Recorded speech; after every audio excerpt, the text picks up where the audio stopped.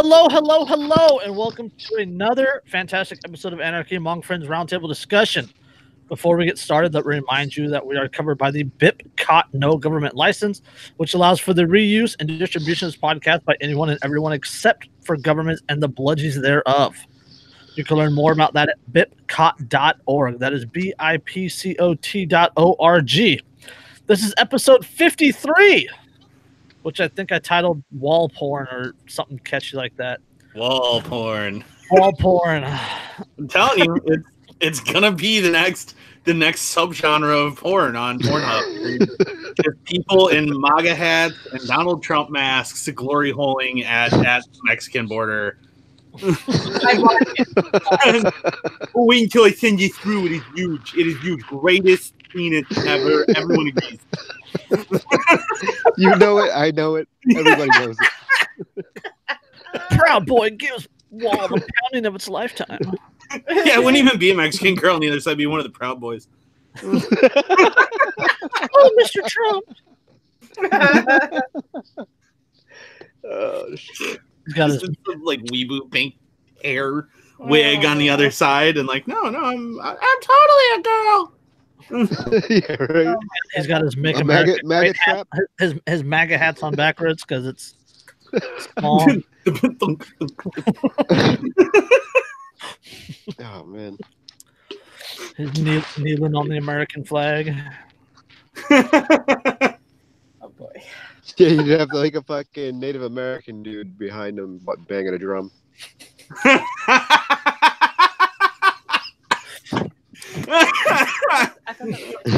Oh, Feel the rhythm. Feel the beat. boom, boom, boom. Ah, piece of crap. Yeah, we are so sending the link to this one to your mom, Lindsay. Just so Oh you know. yeah, she's definitely got to see this one. This is the most wholesome content ever. Yeah. Just randomly in the background of the video, there's just some guy walking around selling tacos. But on the Mexican side, not on our side. No, That's illegal. No, he'd definitely be on our side.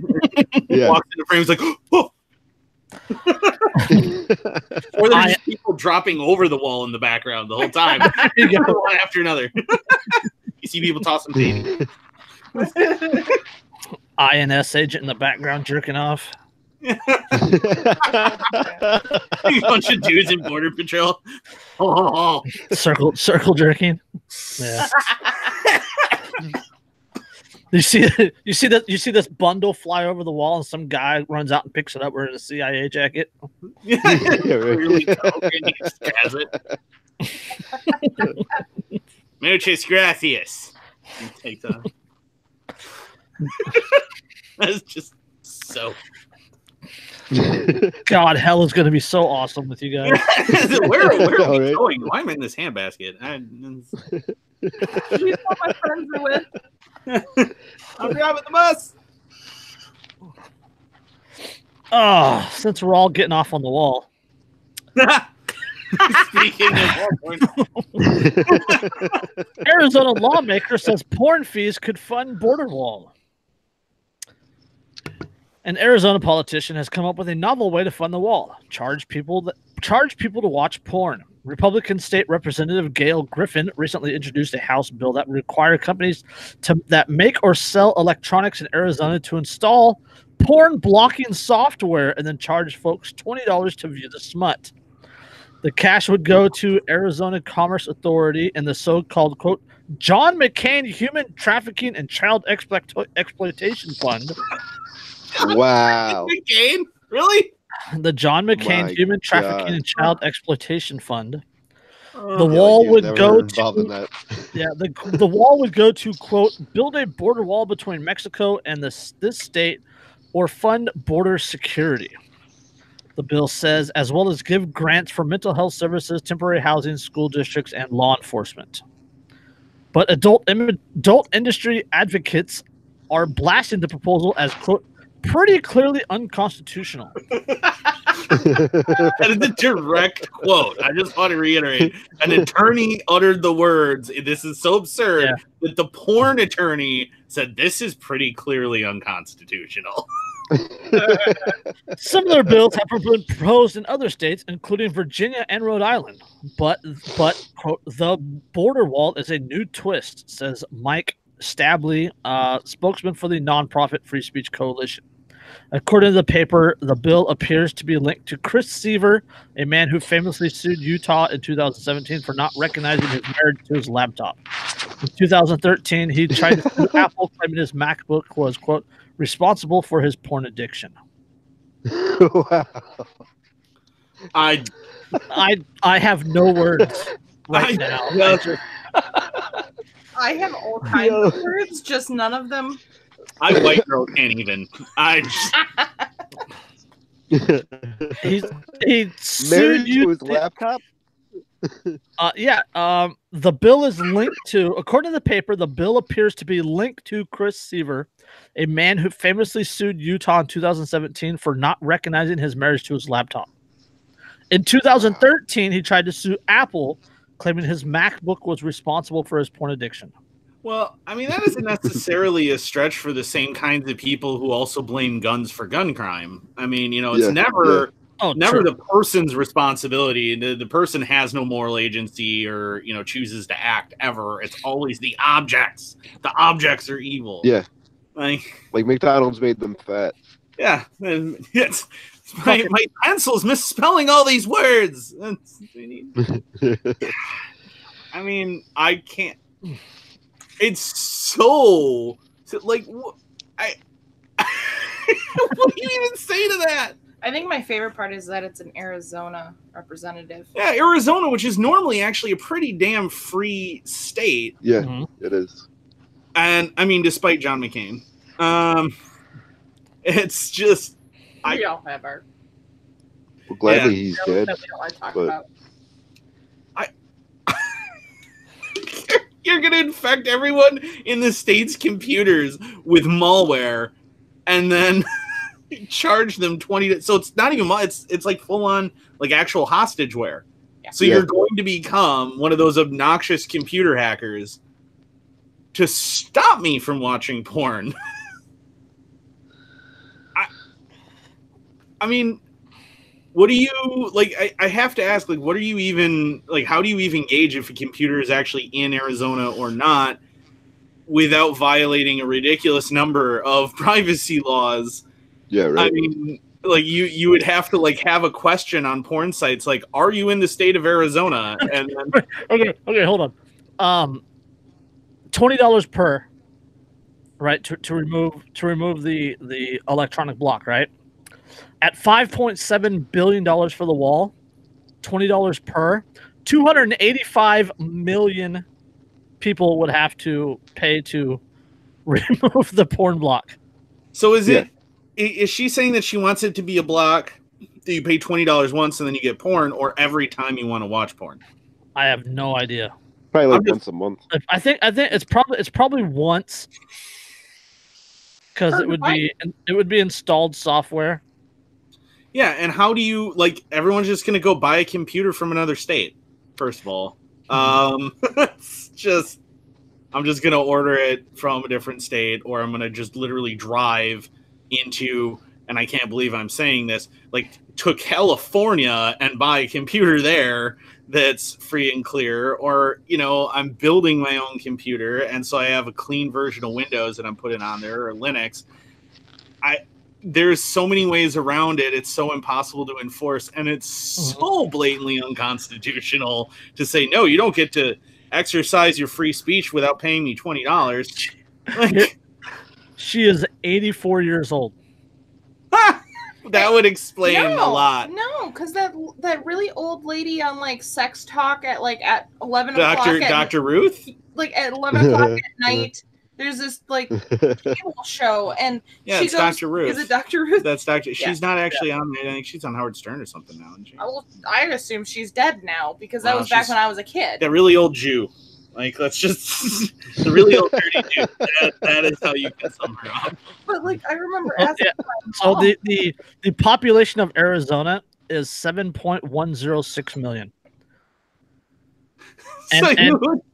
So they would need like 285 million people to sign up for this, or 285 million people to go through this, but there's only 7 million people in Arizona. Well, I mean, you could make it per time you want to view it, in which case there are some people who are going to have to pay like $60 a day. Hey, so leave my habits off the internet. Oh, we're definitely sending this link to your mom. Like you could get around it with a VPN. Yeah, exactly. That's what I was thinking too. Like,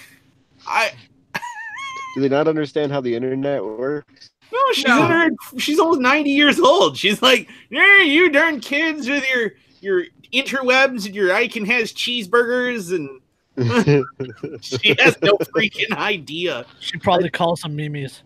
Yeah, I know she does. With your memes she's like, I stood in a bread line. She's like, I stood in a bread line under FDR, walked to school uphill both ways. Telegram? You mean telegraph? yeah, exactly. It says she was born in 1934. They just still had telegraph. Yes, it did. She probably sends emails saying stop occasionally. So she probably did stand in a bread line under FDR. Yeah, she probably freaking did. Oh. Jesus Christ. I mean, that lady was 10 years old. Mm-hmm. Well, 10 or 11. When World 10 War or 11. Yeah, exactly. Like, oh my God. Like, I'm sorry, but if you were old enough to have been a nurse on MASH, like during that time period that MASH covers, if you're old enough to actually have been a nurse during that, maybe your opinion about the internet is not relevant. I don't know. Just a stab in the dark here. Yeah, I'm just gonna assume you probably don't get it. This is actually already on her Wikipedia. Griffin proposed a bill to fund the U.S.-Mexico border wall by levying a tax on Arizona to look at pornography. It's on her Wikipedia. Is she under the impression that people like still go to like these little like quiet out of the way places and then like put money like pennies into the little viewoscope thing? And like, how does she think this works? Like, somebody show this woman Pornhub, please. Like, just and explain how this. Like, I don't know if I want her anywhere near Pornhub. I do, because then she'll have a heart attack and keel over. That's possible. Just eliminate that problem. Well, she might also find like in range. Well, it's true. That'll make her head explode, I'm sure. Actually, no, because she sounds like she's probably kind of right-wing conservative. Is she a Dem or is she Republican? She's Republican. She's Republican, yeah. So, no, she's probably very pro-gun. She's just an idiot. She's a moral totalitarian. Yeah, absolutely. Which you see a lot of in the really old line Republicans, especially in that kind of baby boomer and like World War I Christian baby right. boomer case. The Christian right is definitely like moral totalitarianism too. Yeah, which is absolutely ironic because it's like, yeah, totally like use threats of violence and putting guns to people's faces so that they act morally. # things Jesus never said. Yeah, exactly. Thou shalt not murder unless you're wearing a police badge or a military uniform, in which case the brown people must die. # Plus, Plus, I'm pretty sure that like he hung out with like thieves and like hookers and shit, and like tried to show him a better way. So yeah, literally had dinner with the tax collectors and the prostitutes and all of these people that were considered unclean by the religious zealots, literal zealots, and and then these same people who claim to follow this guy then also want to like invade other countries and don't care about dead civilians and are like advocating, the murder of drug dealers and basically celebrating the exact same people who nailed Christ to the cross in the first place. Yeah, exactly right. Like they would have been the ones standing there going, "Thank you, centurions, for your service." Like, I mean, yeah, the irony is fucking rich, man. Oh, God. Yeah. There's a reason why I can't stand the left or the right, because it's nothing but hypocrisy and stupidity, and everyone's friggin' like, but I want to control you for these reasons. Yeah, she was part of the lawsuit against Jan Brewer over the expansion of Medicaid in Arizona. So she's not like uber authoritarian. She's just authoritarian for her stuff, I guess. Yep. Well, she's traditional Republican authoritarian because both sides, left and right, want to steal your money. Yeah. It's just that for what the reasons? left wants to steal your money and then redistribute it to their welfare whores, and the right wants to take your money and redistribute it to their chosen welfare whores. Yeah. It's, I mean, you know, the irony is that the right's welfare whores demand way more money and human sacrifice. So, It's true. So yeah, she's been a politician for over 20 years now. 1996, she won Arizona House of Representatives. 98, 2000, she lost. 2006, she lost. And then 2010, 2012, 2014, 2016, she won. Does that mean her and Bernie Sanders are from the same high school class? So Bernie Sanders never got an education. That's fair. I actually read You an got an article. education in a communist Israeli kibbutz? Well, I mean, he did take his honeymoon in Moscow. He actually took his honeymoon in like the home of the Kremlin. Yep, Yeah. exactly, dude. Like he freaking went to Totally a like communist agent. I know, like just consider that momentarily. This guy actually like literally went to Red Square to celebrate his wedding. But it's just democratic socialism. Yeah, no, it's better if you vote for your starvation. Right? Yep. The people have a choice. Yeah, they have a choice. They can starve now or starve later. That reminds me. I just heard about a really awesome book. It's called the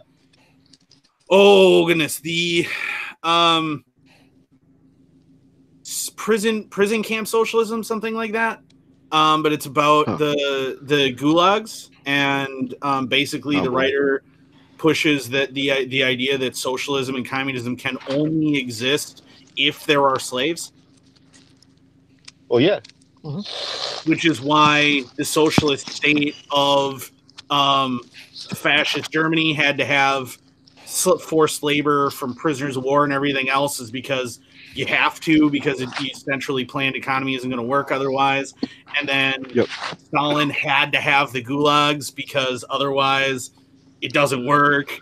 And that's actually the reason why Stalin started instituting all sorts of new offenses that sent you to a gulag, is because they started having to pull so many people out of the gulag to fight on the front lines that they didn't have enough slave labor to actually keep their economy going. So they had to come up with new ways to make people slaves. Yep. And so that it's a really good book. I'll have to look at it later and let you guys know who actually wrote it. But it's really freaking awesome. Like all the points, it's really well researched, and he makes a really compelling case.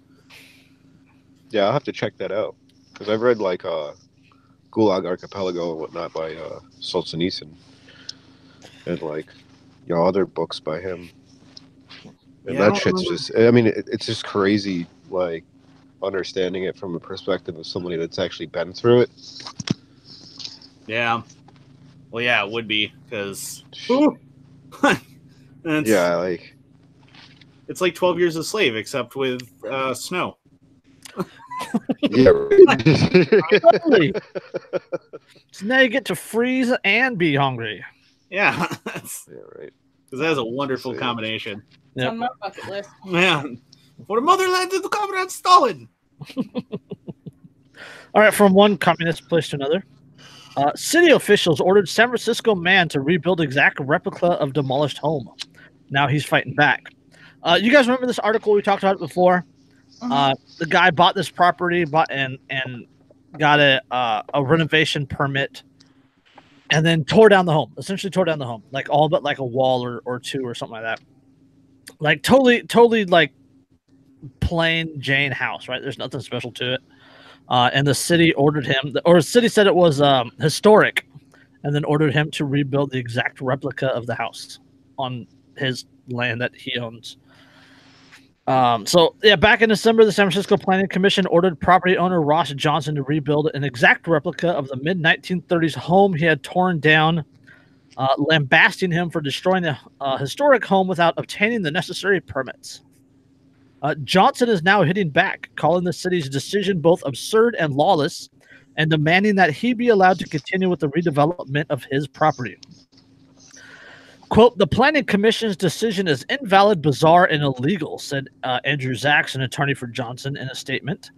Zaks argues that the order is baseless and runs against both the city's designation that Johnson's house, also known as the Largent House after its original owner, was not of historical significance, and permits it had already issued that allowed for substantial renovations to his property. The controversy around Johnson's home, located in San Francisco's Twin Peaks neighborhood, got rolling back in 2017 when neighbors began to complain that the renovation work on the Largent House had resulted in the demolition of the entire structure, save for the original garage. The home had originally been designed by famed modern architect Richard Neutra. Absolutely no taste or architectural design finesse whatsoever, as far as I can tell. No, it is. Oh, let me see if I can bring up the picture. Well, wasn't the garage like built into the house though, right? Yeah, it's the lower part of it. Yeah, it's not a fantastic looking house. There's no character to it. It's boring. No. It's straight lines. It's like I'm in the architectural industry. I'm a CAD drafter, and this guy was not well known, and he had no real chops or nothing like that. I love when they're like famed architects, and it's like famed just because he's dead doesn't mean he's famed. Yeah, right. It's not like this is Frank Lloyd Wright. If this had been a Frank Lloyd Wright building, I can maybe at least understand some of the neighbors' outrage that you would just demolish it. Yeah, okay. Missing from the outrage over the demolition of the Johnson's home were some crucial details. The first is that the home, at least as a matter of law, was not actually a historic resource of any kind. Since its original construction, the Largent House has undergone extensive alterations, including the construction of a 20-foot retaining wall back in the 1950s, major fire damage repair in the 1960s, the addition of a swimming pool in the 1980s, the enclosure of said pool in the 1990s. A second floor was also added above the garage at some unknown date. All these changes, plus the fact that no historically significant events also known to have occurred at the house, saw the city's planning department declare early 2015 that the home was, quote, not a historic resource. It's not a historic resource. Oh, wait, these rich people are complaining. So now suddenly we're going to act like it's a historic resource. Exactly. Like I'm glad that he's suing the shit out of him. Because, yeah, I mean, you can't just change up your designations like that. And again, the guy's not famous. It's nothing interesting. There's nothing interesting about the house. There's nothing interesting about the architect. There's no value to it whatsoever to anybody else. So who did he hurt? What did he ruin? What major cultural artifact is a collection of white boxes? You explain to me. Even then, like I don't care if George Washington was born there. It's his property. Right. It's his. He bought the property. He can do whatever he wants with it. Yeah, I mean, if I think he should turn it into a gay nightclub now. Just fuck the neighbors. As long as he builds a wall. No, he shouldn't even. No, he shouldn't even do that. I think he should just build just like now you build a house now, just like a giant garish modern art sculpture. In fact, I know where he could get the perfect modern art sculpture. The one that we got given by Germany? Yeah, the one that some German artist gave Lacrosse. Our sister city in Germany. An artist from our sister city created this art piece and gave it to the city of La Crosse, and now they want to take down our Hiawatha, but they want to put up this. I know this is going to sound crazy, but I promise you, look it up. You'll find it on the internet. It is a baby being born out of an egg, but the baby is blue. It is the most garish, horribly confusing, strange. Like, it's literally a giant fat blue baby head sticking up out of an egg, and it's got to be like 12 feet tall. And like, I think you should just get one of those and plant it there. Like, no, I'm gonna leave this complete, just like bare concrete, and here's a giant baby. Fuck you guys. Like, oh my god, that is. Damn, you see this? It's what the so, fuck? so wrong in so many ways. That is currently That's so sitting weird, outside dude. of our city hall. Yes. The hatched baby sculpture. It's absolutely like, and it was great because when they first were gonna bring it in, and the local newspaper interviews one of the city council members or something, and he's like, yeah, we're so happy that this, apparently this guy is like famous in Germany because, you know, Germany, but the guy being interviewed is like, yeah, I mean, we definitely need to do something with it and put it in a place of prominence and honor. I mean, not like near a park or a school or anything, but like, nobody else seemed to notice that. Like, he was like, "Oh, please, God, don't expose children to this." Like, because I'm really wondering what the point of making the baby blue was. Like, is it signifying a dead baby? Yeah, he does. Apparently, this artist actually does a whole series of these. So there's a bunch of giant blue baby sculptures somewhere in the world, probably Germany, because Germany. So. Because Germany, that's all you really have to say. Yeah, Germany. I mean, you're talking about the same country where like the metallic silver bell bottoms with like a white leather vest. Wolfgang Auer, Auer. Yeah. Yeah. Friedberg, Germany. Yeah. So, after months of labor, quote, hatched baby is nearly ready for visitors. It's, oh my god, seriously. And like, the best part is the side of City Hall they put it on initially was towards a street that was like shut down to be completely redone, so they even tried to hide it. I would too. Like, let's put that in the back lobby somewhere. Yeah, they're just like, right. can we put this on a street that literally no one drives down ever, please? You know where you could put it? Is up on top of the warehouse right across from one. Yeah. Throw a fucking tarp over the thing. Well, and then simultaneously, the statue that was built to honor Hiawatha that's been in our park for 40 years or whatever, they want to tear down. Yep, because they want to keep the blue baby, tear down something that's specifically there to honor people who were here before we were. Yeah. Yep. Because it could possibly be offensive to the native population, which, by the way, we're friends with a lot of people from this native population. Yeah, from the same native population. It's supposed to be offended. Most of them are like offended that they're planning to take it down. Yeah, because they're like, yeah, let's just wipe out all trace of who was here before. Let's just go ahead and just pretend that never happened. Well, Brett Goff the whole thing is. What's up? Go ahead, then. Good. No, I was gonna say that's like the whole like agenda of the left is like destroy fucking like history and like, you know, basis roots for culture. Oh yeah, because that's what they've always done. I mean, like any communist regime has always like destroyed the roots of the people so that they have like no grounding. You can't build a new culture without destroying the old one. Yeah, it's like re-education. Yeah. Brett Goff says, as a general contractor, I refuse to work on historical homes because of the overregulation. I agree.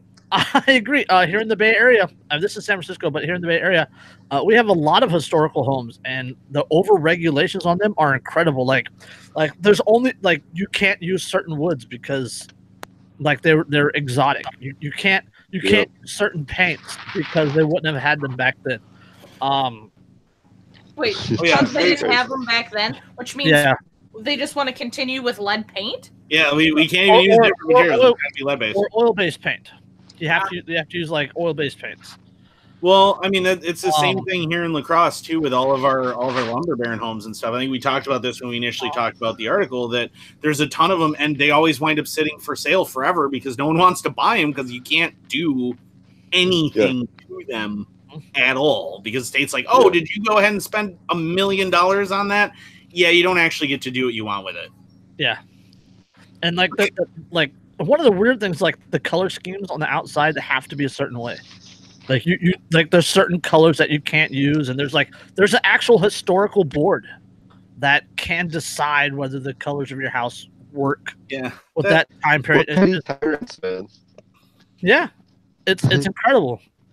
Well, yeah, there's a lot of that here too. Like, imagine being that big of a dick that you have to be on some historical board to tell somebody whether they can't paint their house a certain color. I know. Like, you know what I mean? Like, what side of the bed did you fucking wake up on?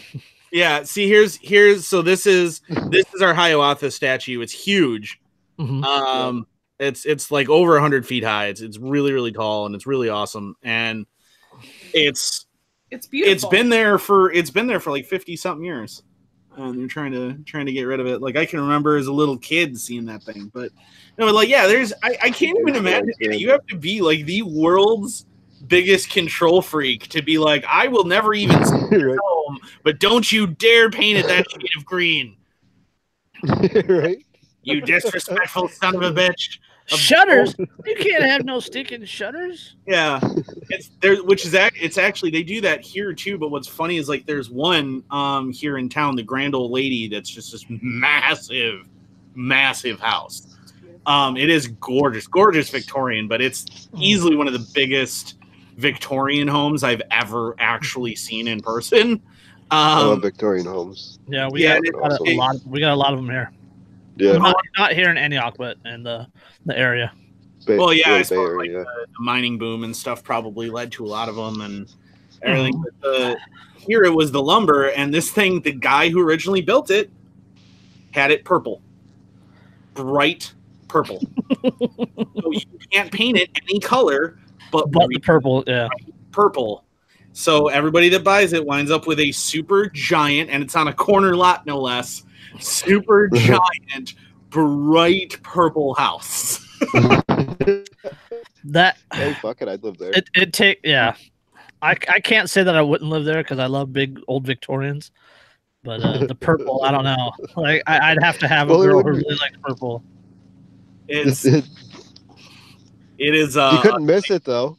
Be like, the purple house on the fucking corner, dude.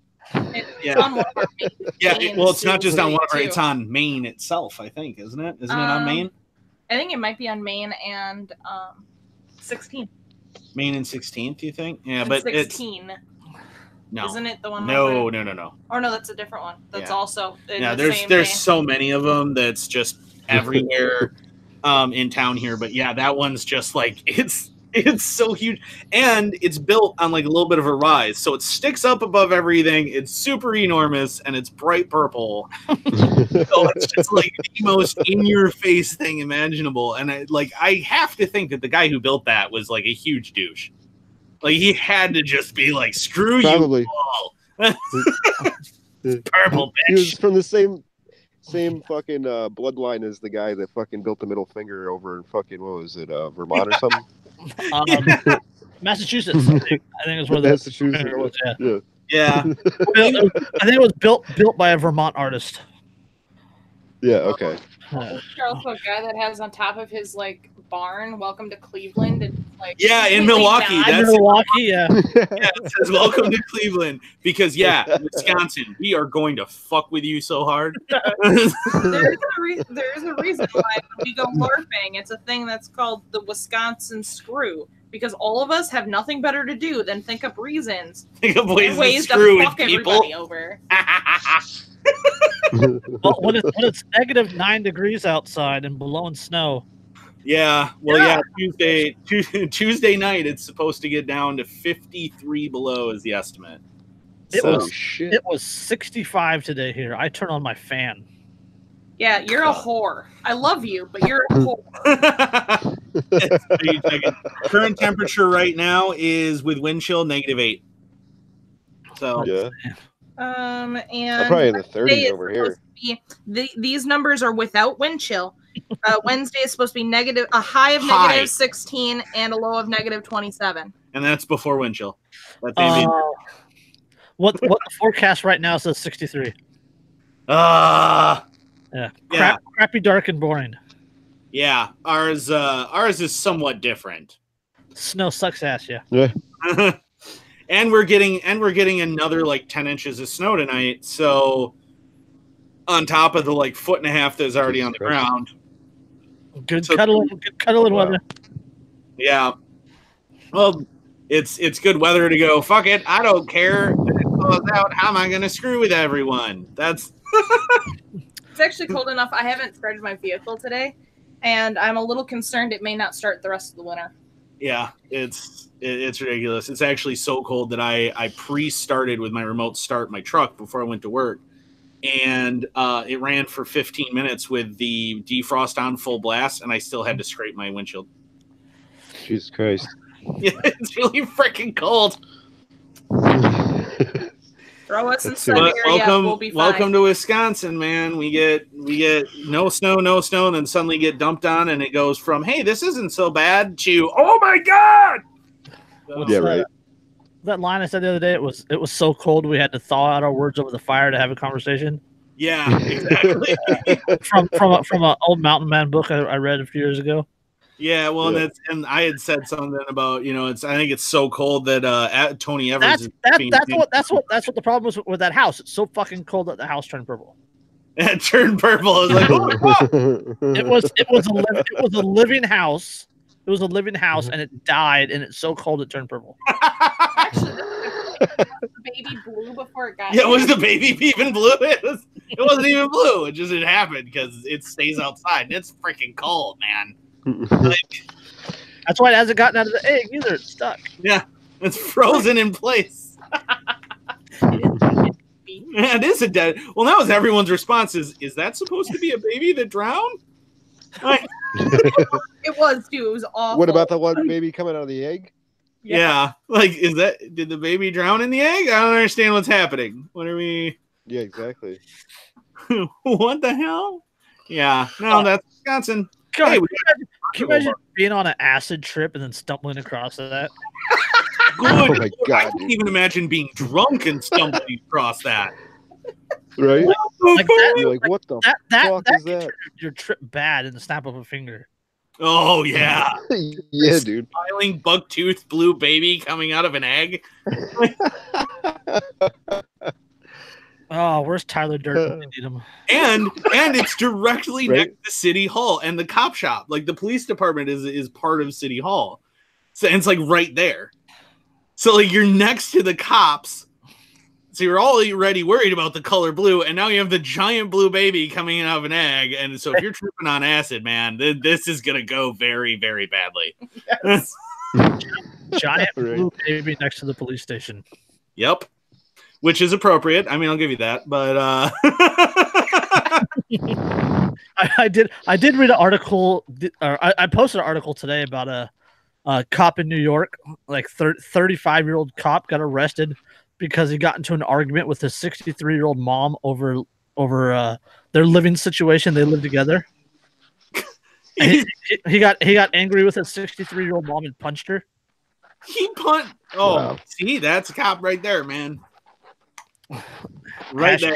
Hashtag less than 40% domestic violence rate. Yeah, exactly. I loved that post where everyone was just like, "Hey, it's funny that you would have a domestic violence awareness ribbon on your vehicle." I'm glad Oh God, that was so good. Oh man, and it was like 380 comments, and not one of them was supportive. No. Every single one was like, "Boy, at least you guys are finally admitting you have a problem." And Yeah, right. Yeah, domestic violence ribbon on a police car is This is an oxymoron. that's like the hey, look, the SS got their new tank sponsored by the Jewish Anti-Defamation League. Like, Right? Benign breath tanks. oh man, it's sure nice to see the KKK rally is sponsored by the NAACP. Like, Actually, that would make Once sense my because Popeye's the KKK. What's up? Sponsored by Popeye's Chicken. Yeah. Yeah. Actually, that would make sense though, because if you look into the roots of the NAACP, they were founded by Jewish people, and I don't know if it was actually the KKK or an offshoot, but there was Jewish involvement in that too, which is kind of fucking crazy. Yeah.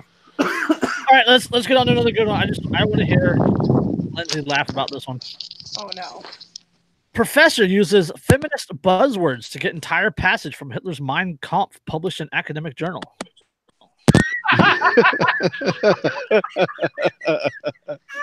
This is fucking the gold, most dude. artful troll ever. That is Really? brilliant. It's collegiate level trolling. It is. That is. Dude, It's literally professional trolling. That is absolutely dude. top level. That person is my hero. Oh my god! And this is why I don't work in academics, because I do some shit like that.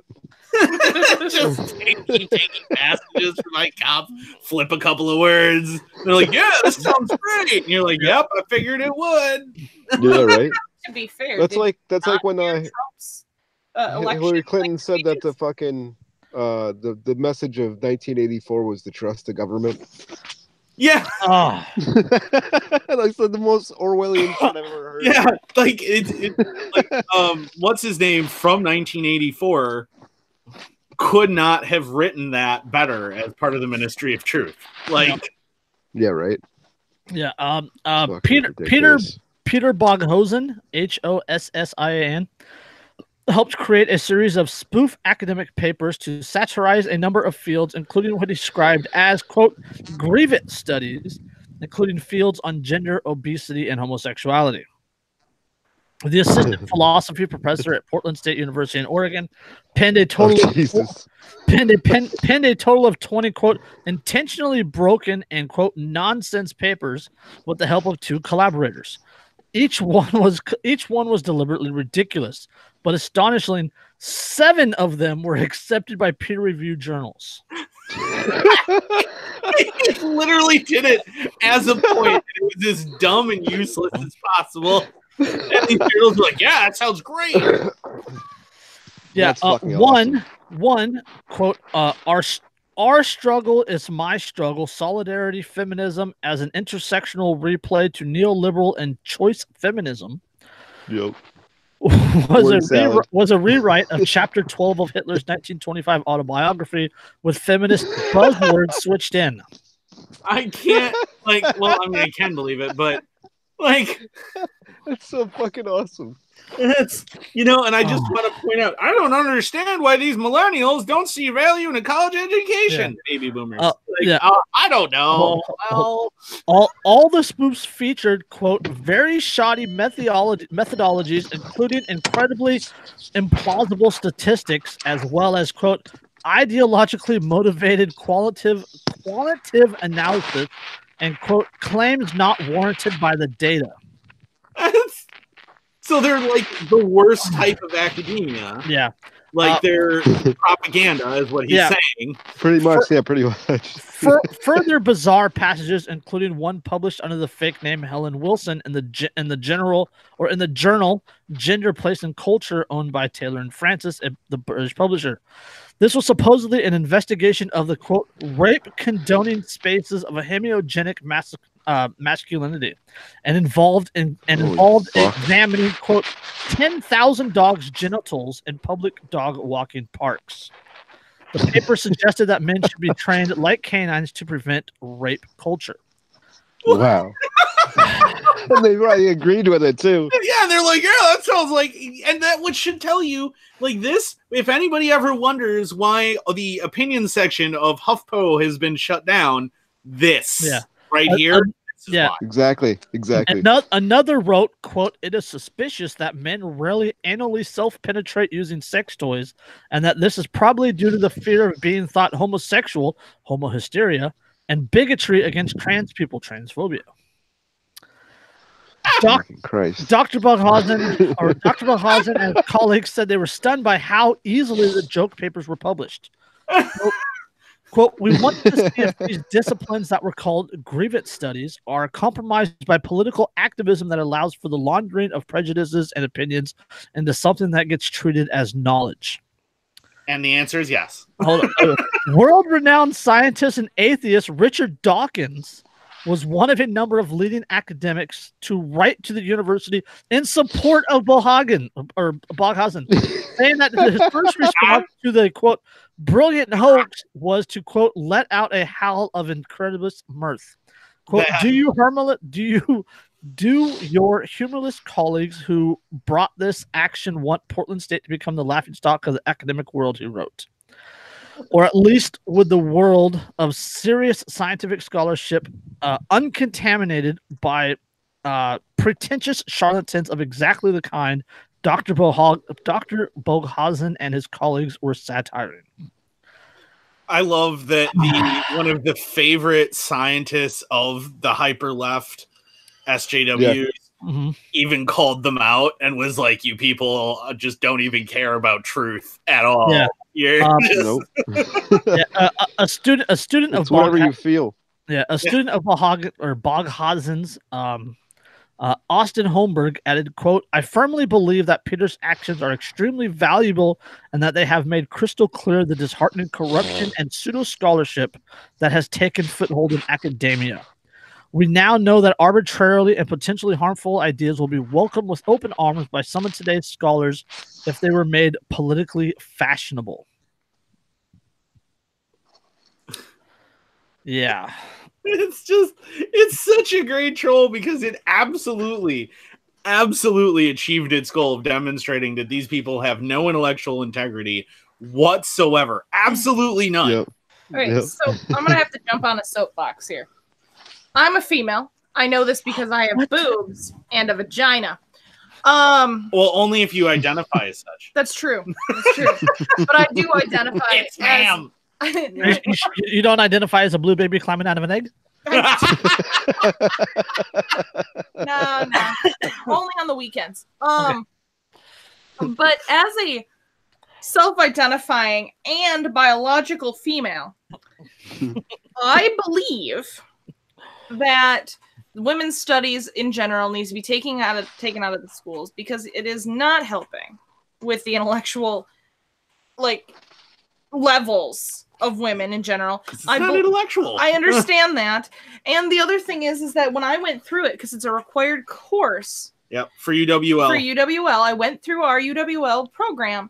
And I remember thinking when we were learning about rape culture, I'm like, but rape culture is only a thing because you make it a thing. Exactly. And I wasn't terrified about getting in my car without looking in the back of my vehicle until I took this class. It's one of those things men rape girls, rape culture exists, men are bad, blah blah blah blah blah. Oh, you don't need a firearm. Yeah. Right. Yeah. Exactly. That's why I love that one meme with the chick with the 12 gauge and it says, I got my rape whistle right here. It's real. God, Exactly. That chick in that meme is crazy hot too. Yeah. Oh. I've also read some things about people that have actually met her, and she's apparently really cool too. Cool. I can't even remember who that is. That's in that. I don't know. Are there chicks that aren't cool that like guns? That's also a fair point. I don't know. Joseph is pretty divisive in the gun community anyway. So yeah, 7 of 20 papers, so 33%, or just over 33%. I love that guy. He's my new hero. he got an entire chapter of Mein Kampf posted in a progressive journal. It's just by changing some buzzwords. When he, imagine this guy's reaction when he finds out when he gets the response that they're going to publish it. Like he had to be just staring at it for a while. And yeah, right. Like you're going to literally publish Mein Kampf. Like, yeah, we're really going to do this right now.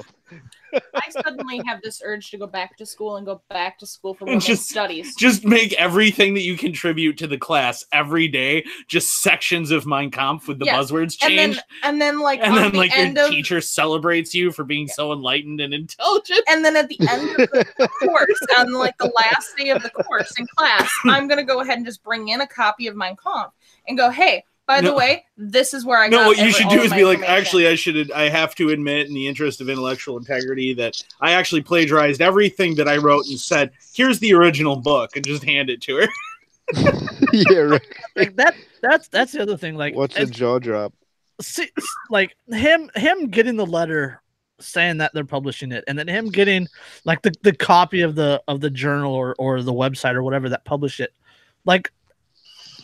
As awesome and mind-numbing as that would be, can you imagine the look on the people's faces when they find out that he used that it was just Mein Kampf with feminist buzzwords? Yeah, it's not even figuratively like neo-Nazi verbiage. It's literally Mein Kampf.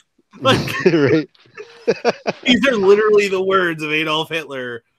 Where if all you did was put in the little parentheses in for certain things and change those buzzwords to the new true neo-Nazis, which are the hyper left, like all of a sudden, like you're like, yeah, that sounds wonderful, and it's like, I mean, at the risk of violating Godwin here, I just want to suggest that if you literally agree with basically everything Adolf Hitler says. Just applied to you, actually is probably a bad thing. Yeah, you know who would have loved this story is John Taylor Gatto. Yeah, right. Oh my goodness. Well, see, this highlights what I was saying the other day about how like reality's gotten now so off the rails that it's like it mirrors satire, but you can't really tell the fucking difference half the time. Yeah. Well, yeah, you can't. Like there's that one that Babylon Bee shared about how Cortez Osario had said something about that the only reason they said that her math was wrong is because she was a woman. And that's satire. And I started seeing it getting shared by people who are unfamiliar with the Babylon Bee as if it's real. Yeah. And I'm like, this is... But you can't even tell. You can't even be certain that she wouldn't say that. Exactly, that's what I mean. Well, yeah, it's better to be factually correct than morally right, or morally right than factually correct, or whatever she said. Yeah. Well, did you see that? There was a video on fucking I don't know. I saw it somewhere. I think it might have been on Instagram, but it was a bald-headed feminist girl talking to a guy with a MAGA hat on, and fucking she was saying that hat scares me, and it should scare all of us, or whatever. And she was like. And he said something. No, it was a guy and a girl, and the girl was the other girl that was like whatever Trump supporter was like asking her questions, and she was like, I don't care. She's like, facts don't matter. She's like, all that matters is my feelings, or whatever. And she's like, yeah. I was like, holy shit. That right there. That is why I don't bother to debate leftists. I don't bother to debate leftists. I don't really bother to engage in debate with actual status. I present information. They will do with that what they will, because there's no point. Because to the leftists, to the serious status, words have no meaning. If the word becomes inconvenient with its actual definition, they'll just modify what the definition they want is. And so there's semantics and shit. Yeah, there's no way to engage in an actual debate with someone who wants to just change the meaning of words at will to fit their narrative. Like, that was like what debate that. I like debated a communist about that one time. He was like, well, I was like, how does a system work without money or whatever? And he was like, oh, well, people would work and they would get like surplus or whatever of what was produced and this, that, and the other thing. And he's like, and maybe there would be like labor notes or whatever. I was like, oh, labor notes? So you mean like money? I'm like, we're gonna play a fucking semantics game here. Here's one from the Babylon Bee. Snoops introduces new factually inaccurate but morally right fact check result. I have seen that picture floating around on Facebook today. Yeah, Nice. I have too. Oh, that's awful. And it's the Babylon Bee is just super clever satire. They're what the Onion used to be before Obama. Yeah, exactly. Yeah. That's what they are. They're what the Onion used to be prior to Obama, because once Obama happened, Onion, which was already pretty left anyway, just went full hyper left and ruined itself.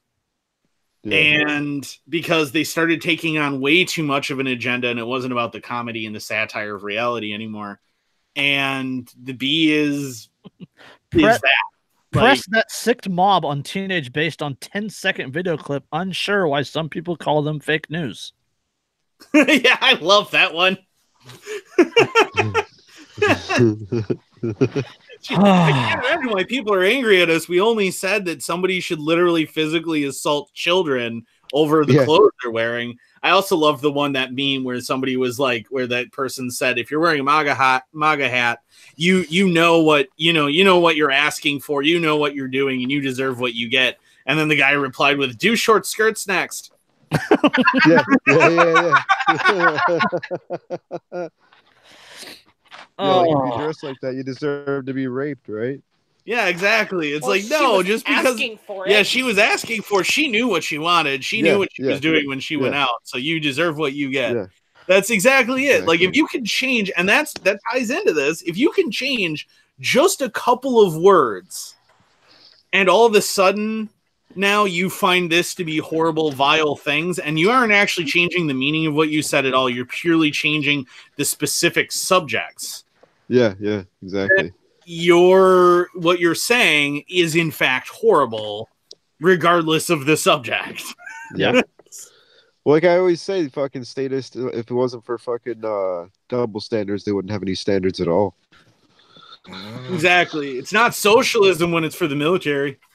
The socialized police, the socialized military, the socialized this and that. The socialized non-essential workers. Hey, if you don't like my flavor of socialism, you can move to Somalia. Yeah, exactly.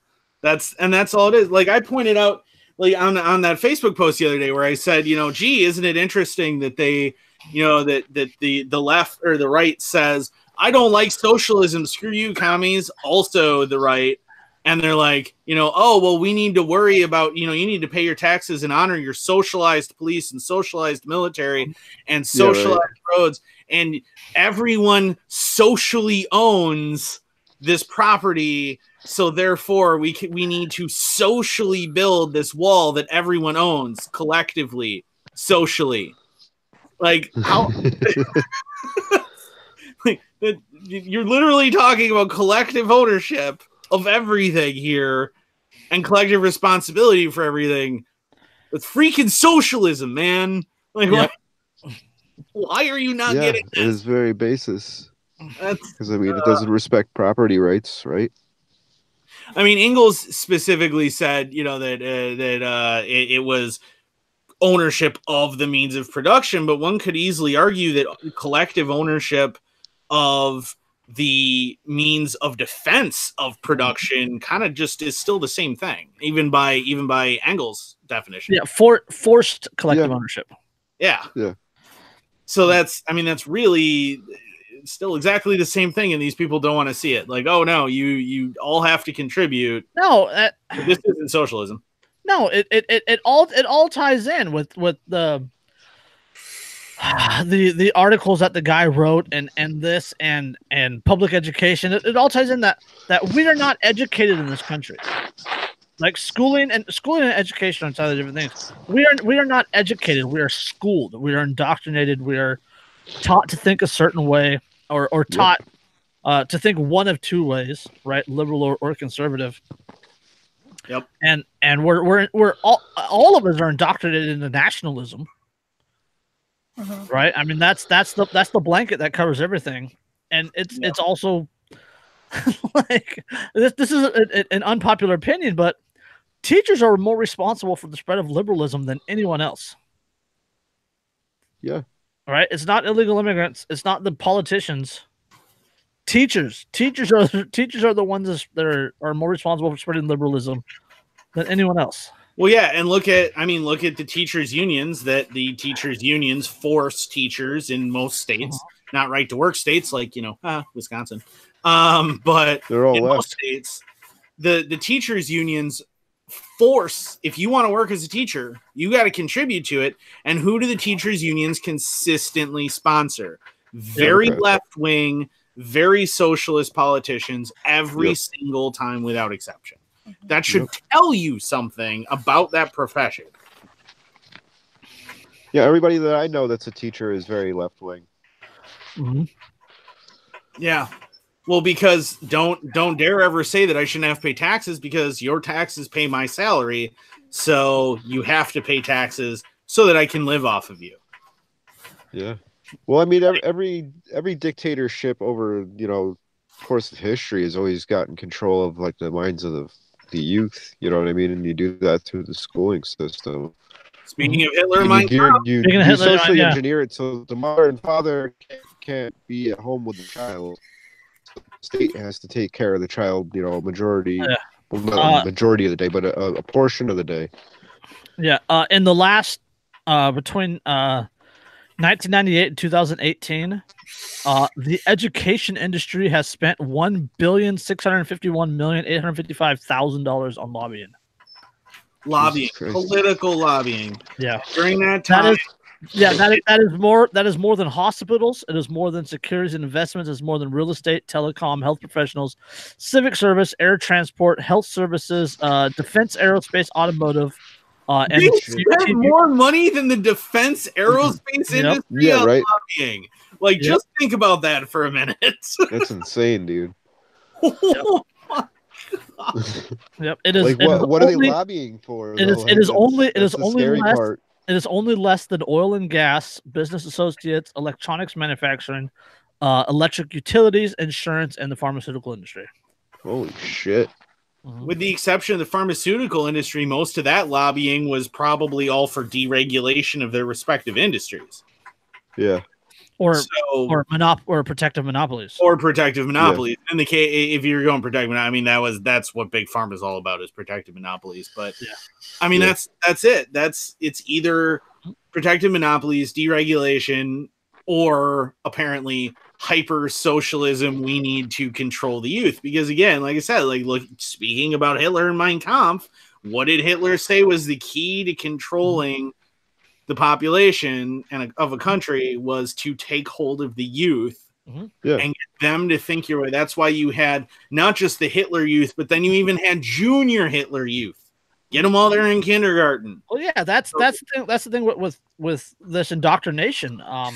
It didn't start with our generation. It didn't start with the generation before us or the generation before that. But our grandparents were raised up under this indoctrination. And they raised our parents along with the education system in this system. Our parents raised us along with the education, or along with the schooling in this indoctrination program. And a lot of us. So it's like generationally, generationally, multi-generational. Yeah, exactly. Yeah. And it just keeps building and keeps building. And, now you're increasingly hearing people say, well, we're not the agrarian society we used to be, so kids don't need to be there for the harvest, which actually isn't true here, but whatever. Kids don't need to be there for the harvest, so therefore we should do school year round. Yeah. Well, so that you get absolutely no time away from them hammering into your head all of their, government is good and America is the best, and we need to, we need to do all these things that government says. I mean, like with and how often do you see on social media where with the schooling and stuff where you see these parents complain about seeing these assignments come home that are pushing leftist agendas, or the Second Amendment stuff. Yeah, if you really break it down, your kid goes to school we'll call it from 8 to 3, right? Well, if you add in they have to leave the house at 7:30, they get home at 3:30. So you're looking at 8 hours, 9 hours that your kids are at school. Say you do have a 9 to 5, right? So you're at work for 8.5, 9 hours. Also, you get home at 5, you make dinner, and then I hope you sit down and eat with your kids, and then you clean up. So like by 6:30 or so, and then there's like 3 hours, 2.5, 3 hours that you might actually have with your kid before they go to bed. That's also assuming you're not, or the kids aren't bringing home homework. Yeah, exactly. In school, I didn't get home till 4. Or have after school sports. Yeah. Or some sort of after school club that makes them get home even later, or whatever. And schools are the kids' parents. Like literally, schools are the kids' parents, and parents have become just like the daycare. Well, you even see that. I mean, like look at how many parents complain about, I can't wait for school to start again so that they can get out of the house. And it's like, so you want someone else to raise your children. Yep. You want someone else to raise your children, and you clearly don't care what they're taught. So how dare you then complain about what that school teaches them? Because clearly you would prefer the state so much that you want them to raise your child. I mean, sad, man. And it's not like that's just the United States. The UK has all the boarding schools and everything. That's a really big thing in the UK, where you send your kid. Japan, the kids spend like 10 hours a day, 6 days a week, or something like that.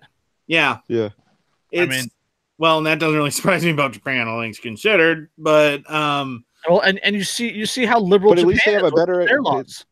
At least they have a fucking decent education though over in Japan. Is it an education system or is it a production system? Yeah, it's a production system in Japan. It's about creating, because Japan's always been about that. Japan has always been about service to the emperor, service to the state, service to everyone else, and you as an individual are meaningless and everything else. And and it's always discouraged individuality, and which I think has led to a lot of the weirdness that you get in Japan now, post World War II and post American rebuilding of Japan and kind of in America's image, because it never really took, but it partially took, so it just turned into insanity. Like freaking hentai. I mean, come on now. Oh, I'm just thinking they're game shows. Like, I love Japanese game shows so much. Like, they're watching them. There's the steps, and like just where there's the one where the dude's got to do karaoke while he's getting a hand job. That's one of my favorite. Like, it's hilarious.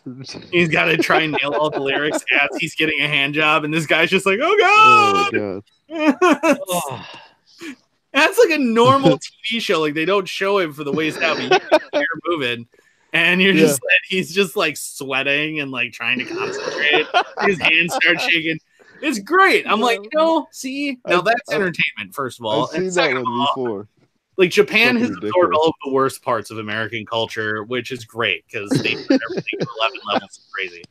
But I mean, there's still like one guy that I really like does a podcast. Dan Carlin, he does a podcast called Hardcore History, and it's super amazing. If you want like super in depth, if you have like 3.5 to 4 hours, up to 8 hours in some of his podcasts to kill listening to in-depth history with a lot of primary sources and stuff. He's great.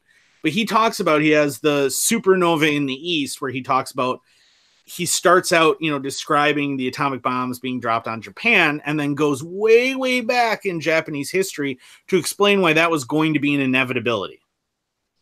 That it was inevitable that a Western power was going to have to hit them with a massive sledgehammer in order to change them ever. And that it was going to be a Western power because the West could not tolerate Japan. Being Japan and everything. It's really interesting. Super, super in depth. One of the things he talks about is this ingrained thing with the Japanese, that everything is about everyone else. Everything is about the state and your emperor, or going back to even feudal Japan, it was about, your shoguns and then the emperor and it's a super ingrained thing into all Japanese culture. And he talks about, with the kamikazes and stuff, where it's like sacrifice to the state. Yeah, right. so- They didn't even have to make anyone. They had volunteers. They had more volunteers than they had kamikaze missions. yeah, blind right. servitude to the greater good. Yeah. And like they talked about, he talked about, they had Well, trained. that kind of feeds into like Buddhism and Taoism and shit that they practice too. So, Well, and like it, but it like, and it permeates everything in their culture, especially leading up to World War II and leading up to that. America isn't far behind or that different, is it? No. Like you think about it and you're like, no, that's exactly the same thing. It's about like, especially if you had the America that the ultra conservative right wants. Mm-hmm. It's service to the country, service to the president, and a bullshit modified ideal of freedom that isn't actually freedom. It's all about that, and it's everyone else should serve us because we're the best, and you individually mean nothing, and it's all about the collective, and you should be willing to lay down your life at the altar of freedom is what is always said. But there is no altar of freedom. Like that they don't have one because they don't have freedom. They're not talking about freedom. They're talking about you should lay down your life at the altar of nationalism. Mm-hmm. Yeah, that's what they mean, and they constantly conflate these ideas of America with legitimate ideas of freedom and liberty and individuality. Originally, it might have been about that. It might have started out that way in the 18th Yeah, but it's not anymore. Yeah, it's not that way anymore. I mean, where it really kind of completely collapsed was in April of 1865. Yep. April of 1865, the South loses the Civil War, and the federal government consolidates its power. Lincoln and the Republicans have flaunted the Constitution consistently for the past 4 years. They won the damn war. And so now, through violence, they've absolutely proven that the federal government wins. Mm-hmm. Yep. And don't you dare question them. Yep. And it was the death of states' rights. It's the death of everyone's rights. Yeah, I mean, what the South did with the South seceding and all that, it's absolutely no different than what the colonies did from Great Britain. Yeah, exactly. Well, the Declaration of Independence said that if the fucking government becomes abusive of your rights, that you have a right to overthrow it or obligation. With something. Exactly. Yeah, obligation. Yeah. Yeah, it's not even a right. It's an obligation. If you are a person who loves freedom, you have to rebel against that tyrannical government. You are obliged to. Yep. And we go from that. Yeah. And granted, don't get me wrong, it also said all men are created equal, and what it meant was like all white men over the age of 21 who own land are created equal. But all white Christian men. Yes. Well, hold on. Before we go too far with that, think about this at a basis level of like property ownership, right? Because if you allow everybody to vote, everybody's going to vote themselves your property. You know what I mean? Mm-hmm. So that's like kind of why they put that in place, because they didn't want to have like a socialist system where everybody was like, voting for everybody else's shit out of the fucking community treasury. And then immediately they turned super socialist. I mean, don't forget, George Washington literally killed hundreds of people who had just fought with him under his command against the British over taxation. He killed a bunch of them because they rebelled again over taxation. Yeah. The Whiskey Rebellion. Yep. So that wasn't very long after he fucking became president. Yeah, those ideals went right out the window the moment that the founding fathers actually got power. Oh yeah. Well, I mean, the whole thing, the Constitution was a different story than the Declaration of Independence, and people will try to link the two, and I'm like, no, because the Constitution was essentially like the establishment of federal tyranny.